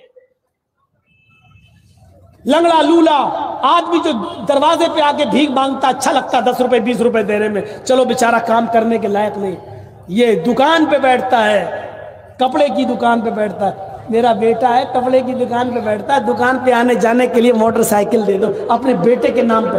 اللہ کے نام پہ مانگنے والے کو 10 روپے دینے میں اچھا لگتا ہے، اور بولو جو اللہ کے نام پہ مانگے وہ بڑا بھکاری ہے، یا جو اپنے بیٹے کے نام پہ مانگے وہ بڑا بھکاری ہے؟ کعبے کے رب کی قسم کھا کے کہتا ہوں، میں اللہ کی قسم کھا کے کہتا ہوں، ہماری نظر میں 10-20 روپے والا بھکاری اتنا بڑا نہیں ہے۔ اللہ کی قسم یہ انٹرنیشنل بھکاری ہے جو اپنے بیٹے کے نام پہ موٹر سائیکل مانگتا ہے، یہ اس سے بڑا بھکاری ہے۔ تم بھکاری مانو یا نہ مانو، مولانا جرجیس اس کو خطاب دے رہا ہے انٹرنیشنل بھکاری کا۔ مانگو موٹر سائیکل، اور ہمیں ضرور بتا دیا کرنا مولانا صاحب اس لڑکے کی شادی ہوئی تھی، اس نے موٹر سائیکل مانگی تھی، تو میں اس کے منہ پہ کہوں گا اچھا یہی ہے انٹرنیشنل بھکاری؟ اور جب کسی کی موٹر سائیکل پہ میں بیٹھ جاؤں تو مجھے ضرور بتانا مولانا صاحب یہ وہی موٹر سائیکل ہے جو اس نے بھیک میں مانگی تھی، تو میں کہہ دوں گا نہیں مجھے اس پہ نہیں بیٹھنا ہے۔ کیوں؟ ارے تو خود بھکاری ہے تو مجھے کیا بٹھائے گا؟ تیرے پاس تو بٹھانے کے لیے کچھ ہے ہی نہیں، تیری سائیکل پہ چلا جانا گوارا کر لوں گا، لیکن بھیک میں دی ہوئی موٹر سائیکل پہ بیٹھنا گوارا نہیں کروں۔ لیکن معلوم ہونا چاہیے کہ بھیک میں ملی ہے، جہیز میں نہیں بول رہا ہوں میں، بھیک میں۔ جہیز کا لفظ آپ لوگوں نے ایجاد کیا ہے، ہماری نظر میں بھیک ہے وہ، چاہے وہ مولوی مانگے، چاہے جرجیس مانگے، چاہے آپ مانگیں، چاہے جو بھی مانگے۔ مدرسوں کے لیے آپ جلسے کر لیتے ہو، ہر سال جلسے میں اتنا چندہ کر لیتے ہو، میری سمجھ میں نہیں آتا ہے جہیز کے خلاف کمیٹی کیوں نہیں بن پاتی آپ کی؟ مسجد کی کمیٹی بن جاتی، مدرسے کی کمیٹی بن جاتی، ابھی کوئی لڑکا کوئی لڑکی لے کے بھاگ جائے پنچایت بیٹھ جائے گی کیا سزا ہونی چاہیے، گاؤں کے سرپنچ بیٹھ جائیں گے کیا سزا ہونی چاہیے، فلاں اچھا لڑکی کو لے کے بھاگا، اب وہ لڑکی کا باپ کہہ رہا میری لڑکی کہیں منہ دکھانے کے لائق نہیں، پنچایت فیصلہ کر رہی ہے، 2 آدمی 5 آدمی ادھر سے بیٹھ گئے، 5 آدمی ادھر، اب پنچایت فیصلہ کر رہی ہے، کیا کر رہی ہے؟ 4-5 لاکھ روپے دے دو، یا دوسرا فیصلہ کیا کر رہی ہے؟ چل اب اپنے لڑکے کی شادی اسی لڑکی سے کر۔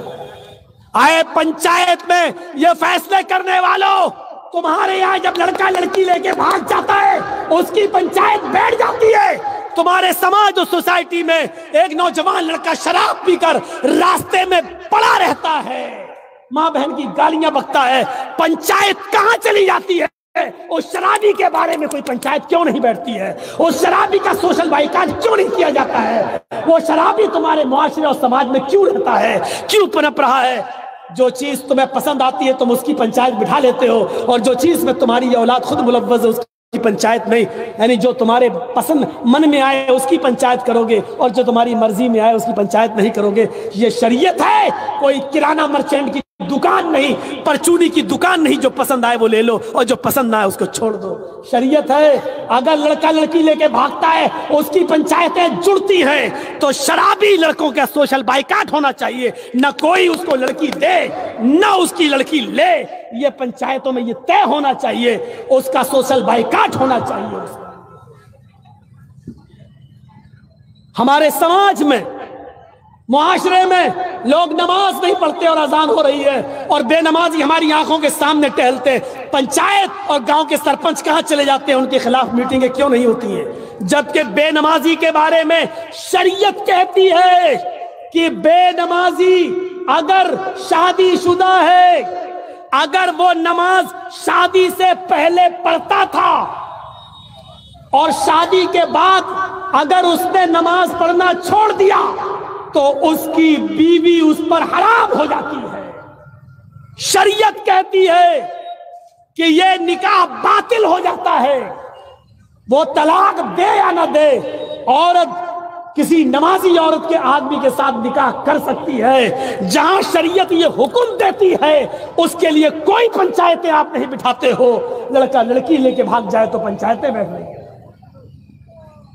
शराबियों के खिलाफ कोई पंचायत नहीं बैठ रही है। कहां चला गया हमारा समाज, कहां चली गई हमारी सोसाइटी? अपने अकल के नाखून लो और सोचो।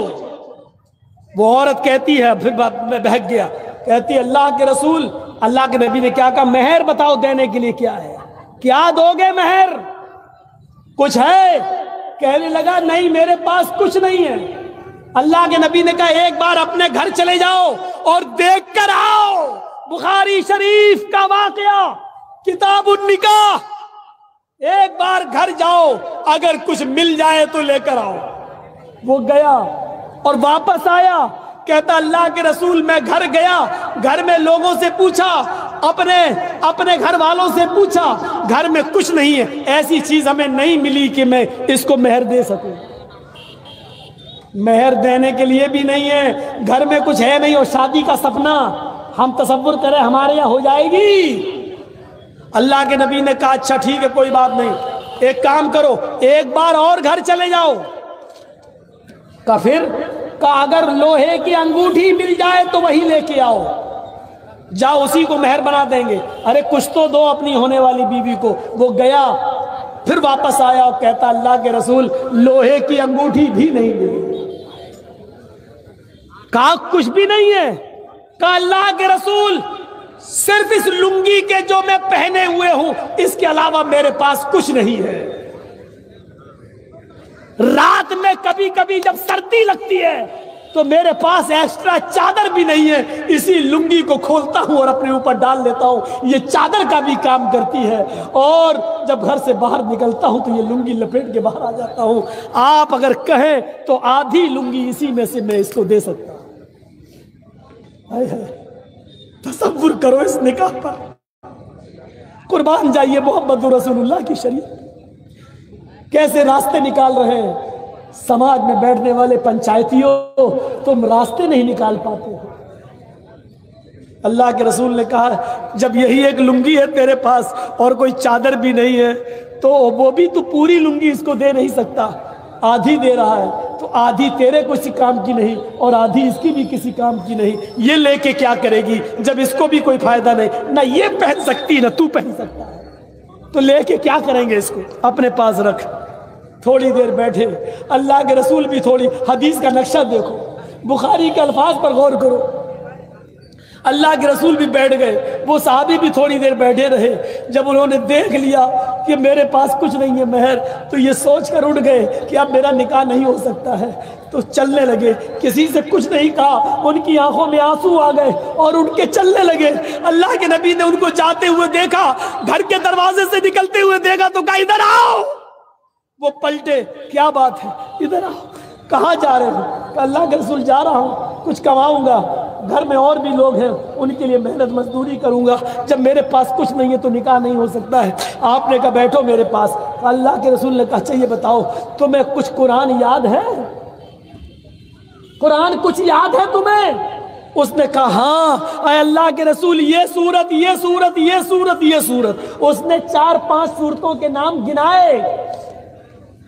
اللہ کے رسول نے ایک اور سوال کرا، یہ سورتیں تمہیں یاد ہیں؟ کہا ہاں۔ آپ نے پھر ایک سوال کیا، کیا تم اس کو بغیر دیکھے پڑھ سکتے ہو؟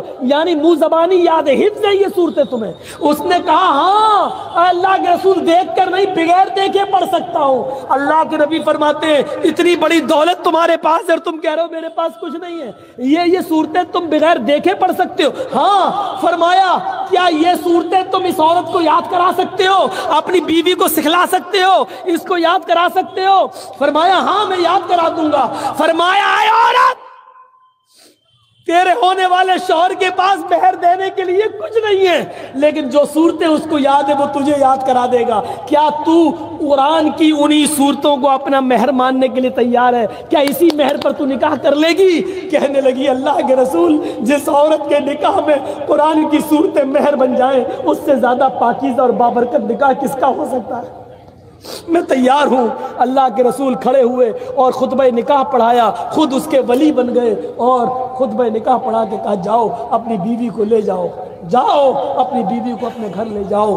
میرے بھائیوں نہ بارات کا پتہ چلا، نہ موٹر سائیکل کا پتہ چلا، نہ ہلدی ملی گئی، نہ ابٹنا ملا گیا، نہ آتش بازی چھوٹی، نہ لڑکی والوں کو کسی نے بلایا کہ آؤ ہماری بیٹی کی شادی ہے۔ اللہ کے رسول ہی اس لڑکی کے باپ بن گئے، اس کے ماں باپ کوئی تھا نہیں، اس لیے قاضی ولی بن گیا۔ آپ نے نکاح پڑھایا اور خود اس لڑکی کے باپ بن گئے اور آپ نے اس لڑکی کی رخصتی اس کے ساتھ کر دی۔ اسلام اس طریقے سے فضول خرچی سے بچا کر راستے نکالتا ہے۔ سن لو سب سے بڑا نیک کام اگر آج کے زمانے میں ہے تو وہ یہ ہے کہ کسی غریب لڑکے کا کسی غریب لڑکی سے نکاح کرا دیا جائے اور بغیر جہیز کے ایک غریب لڑکی کو کسی کے گھر پہ پہنچا کر اس کی بیوی بنا دیا جائے۔ اس سے بڑا نیک کام کوئی نہیں ہے۔ سماج کے لوگوں نظریں ڈالو تمہارے سماج میں کتنی لڑکیاں صرف جہیز نہ ہونے کی وجہ سے گھر میں بیٹھی ہوئی ہیں، موٹر سائیکل نہ ہونے کی وجہ سے ان خوبصورت لڑکیوں کی نکاح نہیں ہو رہے ہیں، جہیز نہ ہونے کی وجہ سے ان کی شادیاں نہیں ہو رہی ہیں۔ سماج والوں جس طرح مدرسے چلانے کے لیے اٹھے ہو، مسجدیں بنوانے کے لیے اٹھے ہو، اسی طریقے سے لڑکیوں کا گھر بسانے کے لیے اٹھ جاؤ اور ان کا نکاح کرا کے بہت بڑی ذمہ داری سے آزادی حاصل کرو، ورنہ قیامت کے دن تم اپنے آپ کو کبھی معاف نہیں کرا سکتے۔ یہ تھا نکاح اور یہ تھی شادیاں۔ آج ہماری نوجوان نسل ہائے ہائے ہائے فضول خرچی میں جب بڑھی تو اتنی بڑی، میں آپ کو کیا بتاؤں۔ یہ آج 27 فروری ہے، جب 1 جنوری تھی، 1 جنوری 2 مہینے پہلے پروگرام نہیں چل رہے تھے، کہیں لاک ڈاؤن کا اثر تھا اور میں اپنے شہر میں ہی تھا، اپنے اٹھابہ میں۔ 31 دسمبر کو میں کچھ دیر رات تک پڑھتا رہا اور کچھ چیزیں لوگوں نے ہمارے ایک گروپ کے اندر کچھ بھیجی تھی تو میں اس کو پڑھ رہا تھا موبائل پر۔ کیا ہے، میں نے سوشل میڈیا پہ تھوڑی سی نظر ڈالی، آپ یقین مانیے جن لوگوں کے سروں پر NRC اور CAA کی تلوار لٹک رہی ہو، یہ مسلمان اور اس کی نوجوان نسل، غور کیجیے آپ 31 دسمبر کے رات کے 11:55 کے بعد جو منظر سامنے آتا ہے وہ کہیں اور کا نہیں، میں آپ کو UP کا منظر بتلا رہا ہوں اپنے علاقے کا۔ اور جیسے ہی 12 بجتے ہیں اور 12:10 میں مجھے پتا چل گیا، میں اپنے گھر پہ ہی تھا اور مجھے پتا چل گیا کہ جرجی صاحب جس بستی میں آپ رہتے ہو اسی بستی کے اندر جشن منایا گیا 1 جنوری کا رات کے 12 بجے۔ جو تمہاری نصیحتیں سنتے ہیں جمعے کے خطبے میں آگے بیٹھتے ہیں، انہی لوگوں نے ڈانس کیا ہے، ڈانس۔ میں نے پتہ لگانے کی کوشش کی تو میں اس وقت کانپ کے رہ گیا جب پتہ یہ چلا کہ اس میں صرف نوجوان لڑکے ہی نہیں بلکہ 1 جنوری کو رات کے 12 بجے اس سماج میں رہنے والے لڑکوں کے ساتھ ساتھ لڑکیوں نے بھی شراب پی، اور پھر ایک دوسرے کے ہاتھ میں ہاتھ دے کر شراب کے نشے میں ڈانس کیا اور ناچا۔ اور یہ سب کرنے والے غیر مسلم نہیں، مسلمان تھے اور ہمارے اپنے تھے۔ کہاں جا رہی ہے ہماری سوسائٹی؟ جس علاقے میں رہ کر 20 سال میں نے خطبے دیے ہو، جس مسجد میں جب میں اٹھاوا ہوتا ہوں تو جس مسجد میں نماز پڑھاتا ہوں، جمعہ کا خطبہ میں دیتا ہوں، وہ ہندوستان کی سب سے بڑی مسجد ہے۔ جماعت اہل حدیث کے پاس اتنی بڑی مسجد پورے انڈیا میں ابھی تک ہمیں نظر نہیں آئی۔ شاہی مسجد ہے، 600 سال پرانی مسجد، کسی بادشاہ کی بنائی ہوئی۔ اس محلے کا میں رہنے والا، اسی مسجد کے نام پر ہمارے محلے کا نام ہے محلہ شاہی جامع مسجد، اور اس محلے کے اندر پیروں کے نیچے سے زمین سرک گئی۔ جرجیس،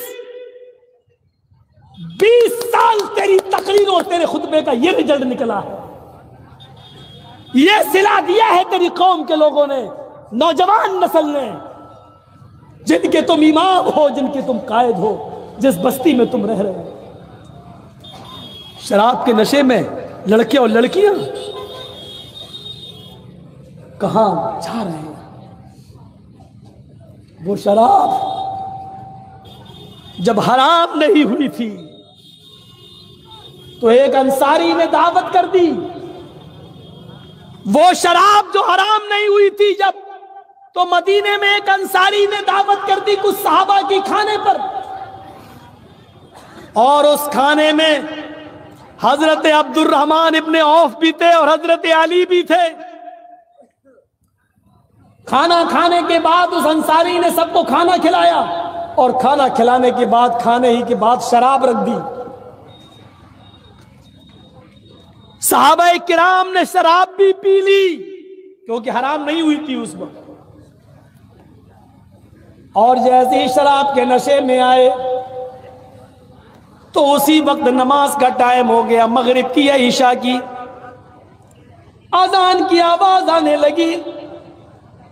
اس انصاری نوجوان نے جس نے دعوت کی تھی اپنے گھر پر، اس نے وہیں پر چٹائی بچھا دی اور کہا کہ لوگوں، ہم نے اور تم نے شراب پی رکھی ہے، اس لیے اس حال میں مسجد میں نہ جائیں، یہی نماز پڑھ لیتے ہیں۔ ایک صحابی کو نماز پڑھانے کے لیے کھڑا کر دیا اور باقی سارے صحابہ اس کے پیچھے نماز پڑھنے لگے۔ راوی کو شک ہے وہ مغرب کی نماز تھی یا عشاء کی، اور نماز کی نیت جیسی باندھی، اللہ اکبر، ثنا پڑھنے کے بعد تلاوت ہونے لگی، اور قرآن کی یہ 7 آیتیں تو بالکل صحیح پڑھ لی گئیں۔ الحمدللہ رب العالمین الرحمن الرحیم مالک یوم الدین ایاک نعبد و ایاک نستعین اہدنا الصراط المستقیم صراط الذین انعمت علیہم غیر المغضوب علیہم ولا الضالین۔ آمین۔ یہاں تک تو اس صحابی نے آیتیں صحیح پڑھی، لیکن شراب کا نشہ جب کھوپڑی پہ چڑھنے لگا تو اس کے بعد جب انہوں نے قرآن کی جو سورت پڑھی تو اس میں گڑبڑا گئے، اور نشے کی حالت میں وہ قرآن غلط پڑھنے لگے۔ سورہ کافرون کی تلاوت کر رہے تھے، قُلْ يَا أَيُّهَا الْكَافِرُونَ لَا أَعْبُدُ مَا تَعْبُدُونَ۔ سورہ کافرون کی تلاوت یہ ہے کہ اے محمد صلی اللہ علیہ وسلم کہہ دو کہ اے کافرو، لا اعبد ما تعبدون، میں ان کی عبادت نہیں کرتا جن کی عبادت تم کرتے ہو، میں ان خداؤں کو نہیں پوچھتا جن کو تم پوچھتے ہو. لیکن وہ صحابی گڑبڑا گئے اور انہوں نے قرآن کی آیت سورت اس طریقے سے پڑھ دی, قُلْ يَا أَيُّهَا الْكَافِرُونَ نَحْنُ نَعْبُدُ مَا تَعْبُدُونَ. آئے کافرو, ہم بھی ان کی عبادت کرتے ہیں, ان جھوٹے خداؤں کو ہم بھی مانتے اور پوچھتے ہیں, جن کی عبادت تم کرتے ہو, جن کی پوجا تم کرتے ہو, ان کی ہم بھی کرتے ہیں. قرآن کا معنی ہی بدل دیا, آیت ہی غلط پڑھ دی. اللہ اللہ کر کے کسی طریقے سے نماز پڑھ لی گئی, لیکن یہاں نماز پڑھی, وہاں اللہ تعالیٰ نے جبرائیل کو بھیجا اور محمد رسول اللہ کو باخبر کر دیا. قرآن کی آیت نازل ہوتی ہے, یا ایھا الذین آمنوا لا تقربوا الصلاۃ وانتم سکارا حتی تعلموا ما تقولون. اے ایمان والو, تم اس وقت تک نماز کے قریب مت جایا کرو جب تم نشے میں ہوا کرو. جب تم شراب پی لیا کرو تو تم نماز نہ پڑھا کرو, اور اس وقت تک نماز نہ پڑھو جب تک کہ تم نشے میں ہو. جب نشہ اتر جائے تب تم مسجد میں جایا کرو اور اس وقت نماز پڑھا کرو جب تمہارے منہ سے جو نکل رہا تم اس کو سمجھنے لگو. حتی تعلموا ما تقولون, جو تم بول رہے ہو اس کو سمجھنے لگو کہ میں کیا بول رہا ہوں, تب تم نماز پڑھنے جاؤ. اس آیت نے صحابہ کرام کی زندگی بدل دی. یا اللہ, اب ہمارے یہ دن آ گئے, اب ہمیں اللہ تعالیٰ نے یہ کہہ دیا کہ تم نماز مت پڑھو جب تم نشے میں ہو, یعنی نماز کے لیے روک دیا گیا. یہ شراب اتنی بری چیز ہے, اس کو پینے کے بعد جب ہم نشہ آ جائے تو نماز نہ پڑھیں. یا اللہ, ایسا کیسے ہو سکتا ہے؟ کیا ہم شراب پی کر نماز کو چھوڑ دیں یا نماز کے لیے ہم شراب کو چھوڑ دیں؟ دونوں میں سے ایک چیز چھوڑنا پڑے گی. کیا میں شراب پی لوں تو نماز چھوڑوں, یا نماز کے لیے شراب چھوڑوں؟ صحابہ کا ایمان اتنا مضبوط تھا, کہنے لگے اے اللہ, یہ کیسے ہو سکتا ہے کہ میں شراب پی کر نماز چھوڑ دوں؟ اے اللہ, ہزاروں شراب قربان, لیکن نماز کو قربان نہیں ہونے دوں گا. اب صحابہ نے ٹائم ٹیبل چینج کر دیا, اور وہ اب دیکھتے تھے کہ ظہر کا وقت قریب ہے تو شراب ہی نہیں پیتے تھے. نہیں, ظہر کے بعد پیئیں گے. نماز پڑھ کے آئے, نہیں پہلے کھانا کھا لو, ابھی شراب پیئیں گے تو گھر میں اچھا نہیں لگے گا, ابھی کھانا کھا لو. کھانا نہ کھایا, کھانا کھانے کے بعد تو نیند اپنے آپ آنے لگی. عرب کے اندر قیلولے کی عادت تھی, سو گئے. ارے نیند تو ایسی آ رہی, شراب پینے کی کیا ضرورت ہے؟ اب اٹھے, چلو اب پی لے شراب. ارے اب کیا پیئیں, اب تو عصر کی نماز کا وقت ہو گیا ہے, اگر پیئیں گے تو نشہ آ جائے گا, نشہ آئے گا تو پھر ہم نماز نہیں پڑھ پائیں گے, اور نماز چھوٹ گئی تو یہ بہت بڑا گناہ ہوگا. ہم جان بوجھ کر نہیں, اس نے بہت سے صحابہ کی نمازیں شراب چھڑوا دی. لیکن ایک مجلس میں جب شراب کا دور چلنے لگا تو انصاری مہاجر انصاریوں کو گالی دینے لگے. شراب کے نشے میں انصاری مہاجر کہنے لگے, اے مدینے والو تم ہمارے نوکر ہو, اے مدینے والو, اے انصاریو, ہم سب سے افضل ہیں, ہم تو محمد رسول اللہ کی قوم کے ہیں, ہم تو قریشی لوگ ہیں, اللہ کے نبی ہمارے خاندان میں آئے ہیں, اس لیے ہم تم سے افضل ہیں. انصاری بھی شراب کے نشے میں الٹا سیدھا بولنے لگے, ارے اے مکے والو, تم ہم سے بڑے ہو, تم ہم سے اونچے ہو, ارے رہنے کو گھر نہیں تھا, مکے سے نکالے گئے ہو, ہم نے تمہیں رہنے کو گھر دیا, تم بھوکے تھے, ہم نے تمہیں کھانا دیا, پہننے کو کپڑے نہیں تھے, ہم نے تمہیں پہننے کو کپڑے دیے, اور آج ہماری بلی ہمیں کو میاؤں, ہماری بلی آج ہمیں کو گھرا رہی ہے, ہم سے کہہ رہے ہم تم سے بڑے ہیں, تم ہم سے بڑے ہو نہیں سکتے, تم کو پناہ ہم نے دی, اپنے گھر میں ہم نے رکھا تم کو, ہم سب سے اوپر. اللہ کے نبی کے کانوں میں آواز گئی, انصاری اپنے آپ کو بڑا کہہ رہے ہیں اور مہاجر اپنے آپ کو. اللہ کے نبی نے کہا, اللہ کیا میں یہی دن دیکھنے کے لیے زندہ ہوں جس چیز کو ہم ختم کرنے آئے تھے, امیری و غریبی کو مٹانے آئے تھے, ذات پات ختم کرنے آئے تھے, اونچ نیچ ختم کرنے آئے تھے, تقوی کی بنیاد پر کسی کو بڑا اور چھوٹا بنانے آئے تھے. آج یہ لوگ آپس میں لڑ رہے ہیں، اے اللہ تو شراب کے بارے میں کوئی حکم نافذ فرما دے۔ یہاں اللہ کے نبی نے اللہ سے دعا کی اور ادھر قرآن کی آیت نازل ہوتی ہے، یا ایھا الذین آمنوا انما الخمر والمیسر والانصاب والازلام رجس من عمل الشیطان۔ آج کے بعد تمہارے اوپر شراب بھی اور جوا بھی اور بتوں کے تھان بھی اور فال کے تیر، جوئے کے پانسے، یہ ساری چیزیں حرام ہیں، رجس من عمل الشیطان، تمہارے اوپر حرام قرار دے دی گئی ہے، شیطان کی گندگی ہے، ان سے بچو۔ لیجئے اب حرام کر دی گئی ہمیشہ کی شراب۔ جب اللہ کے نبی کے زمانے میں شراب حرام ہو گئی، صحابہ نے چھوڑ دی، جس حال میں شراب رکھی تھی اسی حال میں پھینک دی، شراب پانی کی طرح بہائی گئی۔ اب غور سے سننا، اور اے نوجوانوں یہ واقعہ تمہارے لیے، اور سنو یہ واقعہ بڑا دلچسپ ہے جو میں تمہیں سنانے جا رہا ہوں، اس سے تمہیں شراب کی برائی نظر آئے گی۔ سنو، جو واقعہ میں تمہیں سنانے جا رہا ہوں یہ تمہارے دل کو جھنجھوڑ دے گا، تمہارے آنکھوں میں آنسو لے آئے گا، یہ واقعہ تمہارے دلوں میں عبرت پیدا کر دے گا۔ سنیے، اللہ کے نبی نے جب شراب حرام کر دی تو زندگی بھر پھر کسی صحابی نے شراب کو ہاتھ نہیں لگایا۔ اللہ کے نبی اس دنیا سے چلے گئے، ابو بکر کا زمانہ آیا، 2 سال وہ زندہ رہے، خلیفہ رہے، شراب ان کے زمانے میں بھی حرام رہی اور صحابہ نے بالکل شراب چھوڑ دی۔ پھر حضرت عمر کا زمانہ آیا، حضرت عمر 10 سال خلیفہ رہے، 4-5 سال تک کسی نے شراب نہیں پی، کیونکہ جانتے تھے شراب پینے کی ایک سزا متعین ہے، 40 کوڑے مارے جائیں گے، 40 کوڑے۔ اس لیے کوڑوں کے ڈر سے پہلی بات تو سارے صحابہ نے چھوڑ دیا، اور جو لوگ کبھی کبھی پی لیتے وہ اس لیے نہیں پی رہے کہ 40 کوڑے کون کھائے گا، ایک کوڑے میں تو چمڑی ادھر جاتی ہے، 40 کوڑے کون کھائے گا۔ 4-5 سال گزر گئے، اس بیچ میں ایک صحابی ہے، غور سے سننا، صحابی ہے، نام ہے ان کا قدامہ ابن مظعون، نام ہے اس صحابی کا قدامہ ابن مظعون۔ نوجوانوں یہ واقعہ صرف تمہارے لیے، آج کی نوجوان نسل شراب کی طرف بہت تیزی سے بہک رہی ہے۔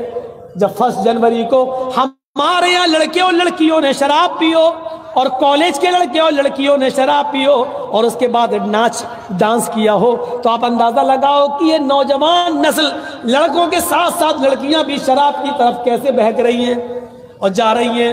سنیے، قدامہ ابن مظعون جو بہت بوڑھے ہو چکے ہیں اور ان کو 20 بیماری ملوث ہے، 20 بیماری میں ملوث ہیں، ان کو سر میں درد بھی رہنے لگا، ان کو پیٹ میں درد بھی، ہڈیوں میں درد بھی، وہ کبھی کبھی اٹھتے تو مسجد میں چلے جاتے اور کبھی بیچارے گھر ہی پہ نماز پڑھ لیتے اپنے بستر پر۔ ایک رات میں ان کو درد ہونے لگا۔ یہ واقعہ سننے سے پہلے یہ چیز ذہن میں رکھنا، قدامہ ابن مظعون کو 20 بیماری تھی، 20 بیماریوں نے ان کو گھیر لیا۔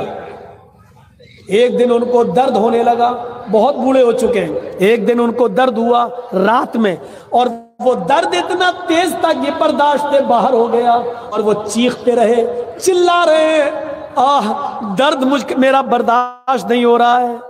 اس رات میں کہاں حکیم ملیں گے، کہاں ڈاکٹر ملے گا، اور اس زمانے میں کوئی ایسی دوا بھی نہیں تھی کہ جو درد کو فوراً بند کر دے۔ ہمارے ہاں تو ایک راستہ ہے، بہت تیز درد ہو رہا ہو تو رات میں کہاں جائیں گے ڈاکٹر کے پاس، یہ نیند کی ٹیبلٹ رکھی ہوئی ہے، اس کو کھا لو، کم سے کم نیند آ جائے گی، سو جائیں گے، صبح پھر ڈاکٹر کو دکھایا جائے گا۔ سن لیجئے، بغیر کسی ڈاکٹر کے مشورے کے اور بغیر کسی بڑے ڈاکٹر کے نیند کی گولی لکھے ہوئے اپنی مرضی سے جو لوگ نیند کی ٹیبلٹ درد کی وجہ سے کھا کے سو جاتے ہیں رات میں، یہ بھی شراب پینے کے حکم میں داخل ہے۔ نوٹ کریے گا میری بات کو، اگر آپ کو کسی ڈاکٹر نے نہیں بتایا اور آپ نے اپنی مرضی سے ٹیبلٹ کھا لی تو آپ نے ٹیبلٹ نہیں کھائی ہے، آپ نے شراب پی ہے۔ قدامہ ابن مظعون کے گھر والے کہنے لگے، اتنی تیز درد ہو رہا ہے، ہمارے گھر میں بہت پرانی ایک شراب رکھی ہوئی ہے، حرام ہو جانے کے بعد کسی نے اس کو ہاتھ نہیں لگایا ہے، بہت درد ہو رہا ہے آپ کو، ایسا کر لو آدھا گلاس شراب ہم آپ کو دیے دیتے ہیں، 2 گھونٹ شراب 3 گھونٹ شراب یہ پی لیجئے، اس سے آپ کو نیند آ جائے گی اور آپ آرام سے سو جائیں گے، کل صبح کسی اچھے حکیم سے مل کر آپ کا علاج کرایا جائے گا، کم سے کم رات تو آپ کی کٹ جائے گی۔ قدامہ ابن مظعون نے سوچا کہ مجھے 20 بیماری ہے اور درد بہت زیادہ ہے، اس لیے مجبوری میں شامل ہے، لہذا ایسی مجبوری میں شراب پینا کوئی بری بات نہیں ہے۔ انہوں نے کہا لاؤ اس مجبوری میں 2 گھونٹ شراب پی لیتا ہوں۔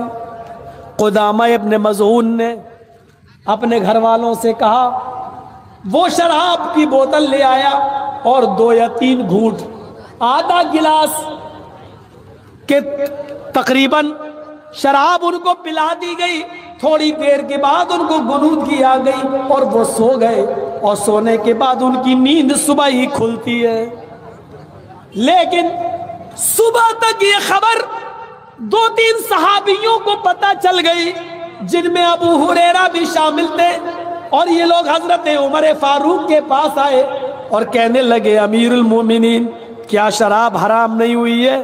ہاں ہو گئی ہے۔ آپ نے سنا ہے؟ کہا نہیں سنا ہے، کل کی رات میں قدامہ ابن مظعون نے تھوڑی سی شراب پی لی ہے۔ اچھا، بیمار تھے اور ان کو بہت درد تھا، اس لیے وہ وہاں چلے گئے اور شراب پی لیے۔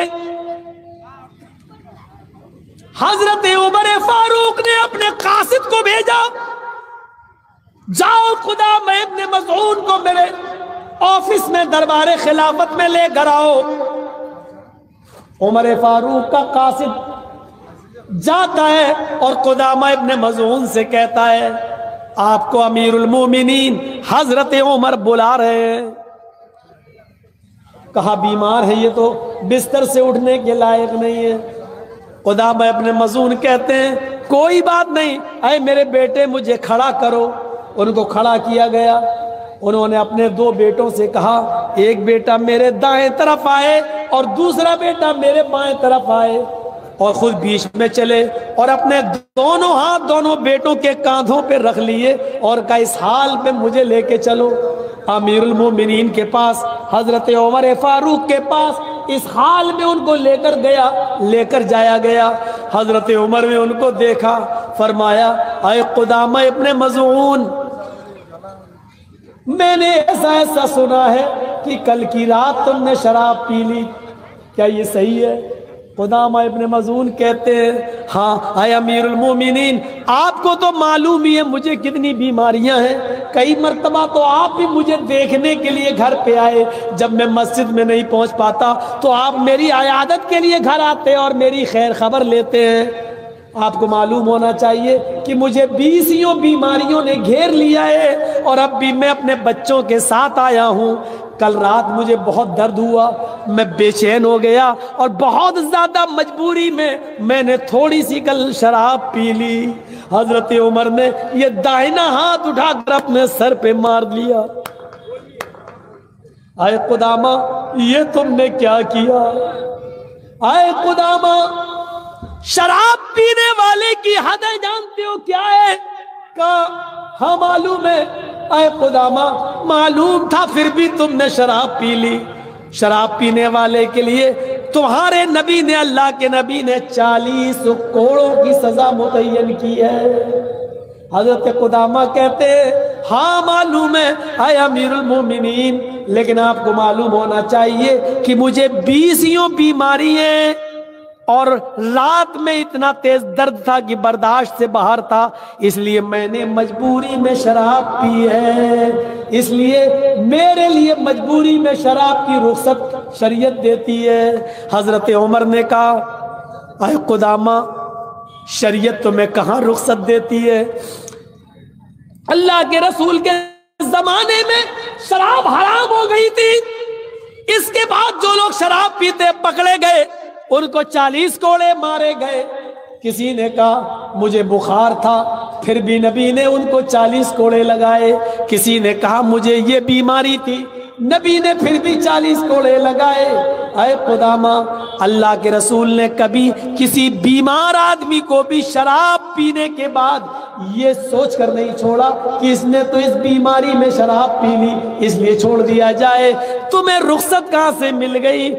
حضرت ابو ہریرہ کہتے ہیں اور دوسرے صحابہ, اے امیر المومنین, یہ بوڑھے ہو چکے ہیں اور بہت زیادہ کمزوری بھی ہے اور شراب انہوں نے بہت زیادہ مجبوری میں پی ہے, لہذا ان کو کوڑے تو نہیں مارے جانے چاہیے.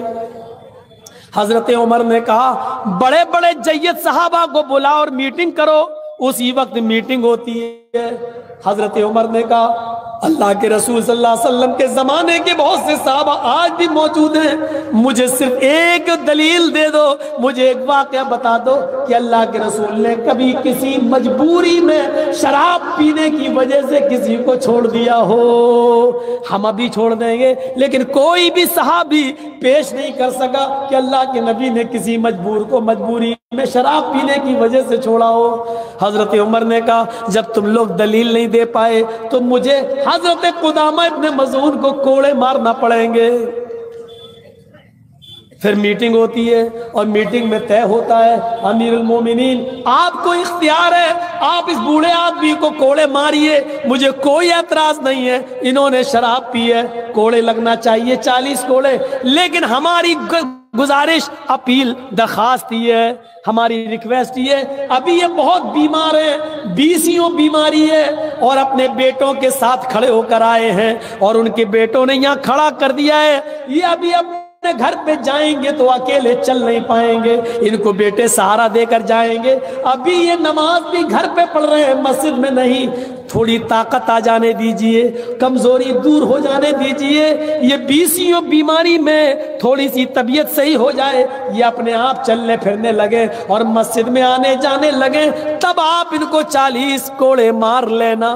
حضرت عمر فاروق نے کہا افسوس اے ابو ہریرہ, میں تمہاری یہ ریکویسٹ نہیں مان سکتا. اس کی وجہ یہ ہے کہ میں ان کو 1 ہفتے کی مہلت دے دوں, میں ان کو 10 دن کی مہلت دے دوں کہ یہ حکیم سے علاج کرائیں اور ان کو طاقت آ جائے, میں ان کی طاقت کے آنے کا 10 دن انتظار کروں اور جب تک ان کو طاقت آئے یہ چلنے پھرنے لگے, پتہ چلا کہ ان 10 دنوں میں میرا ہی انتقال ہو جائے, میں اللہ کو پیارا ہو جاؤں.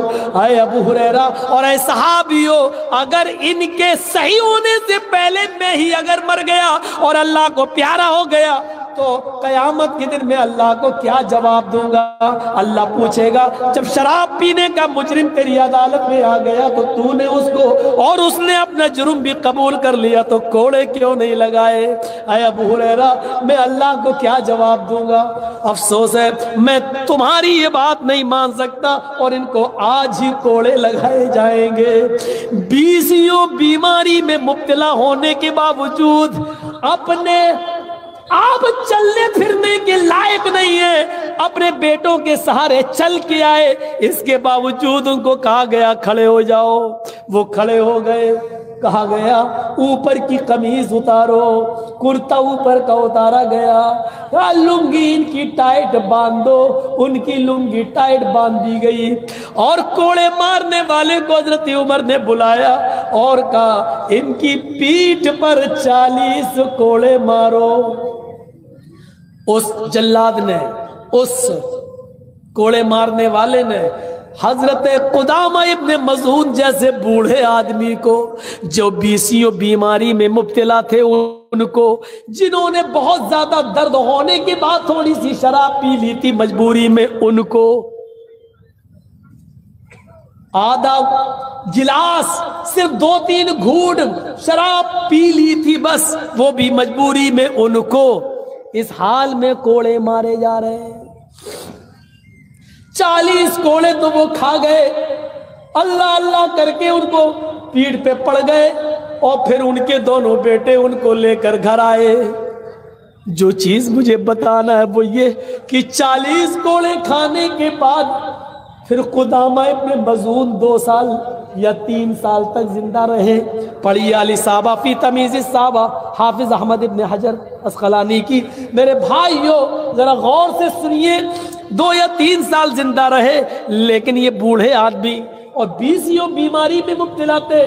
40 کوڑے کھانے کے بعد ان کی صحت اتنی گر گئی کہ 40 کوڑے کھانے کے بعد 2 یا 3 سال پھر بستر ہی پر پڑے رہے، پھر ایک بھی نماز پڑھنے کے لیے وہ مسجد میں نہیں جا سکے، اور ان کی ہڈیوں میں اتنا درد ہو گیا تھا کوڑے کھانے کے بعد کہ پھر وہ پیشاب اور پائخانہ کرنے کے بھی محتاج ہو گئے۔ اسی بستر پہ ان کو کرایا جاتا اور باہر لیٹرین پھینک دی جاتی، اور پھر اس 40 کوڑے کھانے کے بعد 2 یا 3 سال اسی بستر پر رہے، اور اسی بستر پر ان کا انتقال ہو گیا۔ پھر وہ پوری زندگی اپنے پیروں پر کھڑے نہیں ہو سکے۔ اس منظر کو سوچئے اور اپنے دلوں میں جھانکیے۔ اے نوجوانوں، تم تو اتنے بوڑھے بھی نہیں ہو، اتنی مجبوری بھی نہیں ہے، اور اتنی مجبوری ہو بھی تب بھی شراب جائز نہیں ہے۔ پھر تمہیں حالت تندرستی میں اور ہٹے کھٹے ہونے کے بعد تمہیں شراب پینے کی اجازت کون سا سماج دیتا ہے؟ اور افسوس ہے اس سماج پر، لڑکے لڑکی کی پنچایت بٹھا لی جائے، لیکن جس کی بیماری میں بھی شراب پینے کی اجازت نہ ہو، ایسے آدمی کو معاشرے میں اور سماج میں رہنے کی اور کھل کر شراب پینے کی اجازت ہو، اور اس کے بارے میں کوئی پنچایت بھی نہ بیٹھتی ہو۔ افسوس ہے ایسے سماج پر، افسوس ہے ایسی سوسائٹی پر، اور افسوس ہے ایسے فیصلہ کرنے والوں پر جو اپنے مطلب کے فیصلے تو کرتے ہیں، اور شرابیوں کے لیے اور زناکاروں کے لیے کوئی پنچایت نہیں بیٹھتی۔ شراب میں پیسہ خرچ ہو، یہ بھی فضول خرچ ہے۔ تو جب دینی کاموں میں فضول خرچی جائز نہیں ہے تو ان چیزوں میں فضول خرچی کہاں سے جائز ہو جائے گی؟ 2 گھنٹے ہو گئے ہیں، 2:45 سے 3:45 تک میں نے آپ کے سامنے خطاب کر دیا۔ ایک بات بہت غور سے سن لیں، ہرن پور والے بھی، ہاتھ کاٹھی والے بھی، اور یہاں سے جہاں جہاں میرے پروگرام ہیں جھارکھنڈ میں وہ بھی، یہ طریقہ آپ کا بہت غلط ہے کہ آپ مجھے کہیں کہ آپ کو 12 بجے ٹائم دیا جائے گا اور ٹائم دیں مجھے 1:45 بجے، غلط ہے۔ میں 12 بجے کے بعد اب کہیں ٹائم نہیں لوں گا۔ آپ یاد رکھیے گا، کسی بھی جگہ آپ کے مدرسے کا چندہ ہے، آپ 10 بجے سے 12 بجے تک خوب چندہ کریے، لیکن 12 بجے کے بعد اگر ہمیں ٹائم ملے گا ہم ٹائم نہیں لیں گے۔ غور سے سن لیجیے آپ، یہ بہت بڑا طریقہ غلط ہے۔ آپ 12 بجے مجھے کہیں اور 12 بجے سے میں کتاب پڑھ رہا ہوں، میں انتظار کر رہا ہوں آپ آئیں اور مجھے ٹائم دیں آپ 1:45 بجے، نہ میں شروع میں سو سکوں نہ آخر، اور میرا کل بھی پروگرام ہے، پھر پرسوں ہمیں 1:30 پہ جانا ہے، تاریخ ہے ہماری، پھر کوٹ میں بنارس۔ تو میرے بھائیوں، ہم بھی انسان ہیں، کوئی جنریٹر نہیں، ایک معیار بنائیے 10 سے 12، صرف جھارکھنڈ اور بہار کے لیے۔ بنگال والے تو بہت اچھا کام کر رہے ہیں، 10 بجے ٹائم دے دیتے ہیں اور 12 بجے جلسہ ختم ہے۔ جلسے کا اصل ٹائم یہی ہوتا ہے 10 سے 12، لیکن چلیے آپ کے ہاں اگر اور بڑھ سکتا ہے تو 12 بجے بھی بہت ہو گیا بھائی، آپ کتنا چندہ کریں گے؟ اور اتنا چندہ ہوا کہ میری تقریر ہو رہی تھی اور وہاں چندہ گنا جا رہا تھا، لیکن صبح اگر پوچھو گے کمیٹی والوں سے تو کیا کہیں گے؟ چندہ ہی نہیں ہوا، لوگوں نے دیا ہی نہیں ہے۔ میری 20 سال کی پوری زندگی گزر گئی جلسوں میں، آج تک مجھے کسی مدرسے میں کوئی ایسا آدمی نہیں ملا جو یہ کہے کہ بہت اچھا چندہ ہوا ہے۔ ماشاءاللہ 20 سال میں ابھی تک تو مجھے کسی نے نہیں کہا کہ بہت اچھا چندہ ہوا ہے، چاہے کتنا ہو جائے وہ یہی کہیں گے ہوا ہی نہیں، مولانا بہت کم چندہ ہوا ہے، ملا ہی نہیں۔ تو یہ ناشکری بھی نہیں ہونی چاہیے، جتنا ہوا ہے یہ دعا کرو کہ اللہ تعالیٰ اسی میں آپ کا، کیونکہ آپ کو اپنے پاس تو رکھنا نہیں ہے، مدرسہ اللہ کے لیے آپ نے چلایا ہے، اللہ اس میں برکت دے گا۔ اللہ تو وہ ہے میرے بھائیوں کہ جو 1 گلاس دودھ کو 116 صحابہ کو پلوا دیا، نبی اکرم صلی اللہ علیہ وسلم نے، جو معجزہ تھا۔ تو آپ مدرسے اللہ کے لیے نیت کریے، خلوص ہو تو انشاءاللہ جتنا کم چندہ ہوگا اسی میں برکت ہوگی اور پورے سال آپ کا خرچہ چلے گا۔ اللہ تعالیٰ سے دعا کریے بار الہ ہماری خطاؤں کو معاف فرما دے، گناہوں کو بخش دے، فضول خرچی سے ہمیں بچائے، ہمارے معاشرے کی اصلاح فرمائے، ہمیں صحیح سمت میں چلنے کی توفیق عطا فرمائے، جب تک زندہ رکھے اسلام پہ زندہ رکھے، خاتمہ ہو تو ایمان پر خاتمہ فرمائے۔ وما علینا الا البلاغ المبین، وآخر دعوانا ان الحمد للہ رب العالمین۔ السلام علیکم ورحمۃ اللہ۔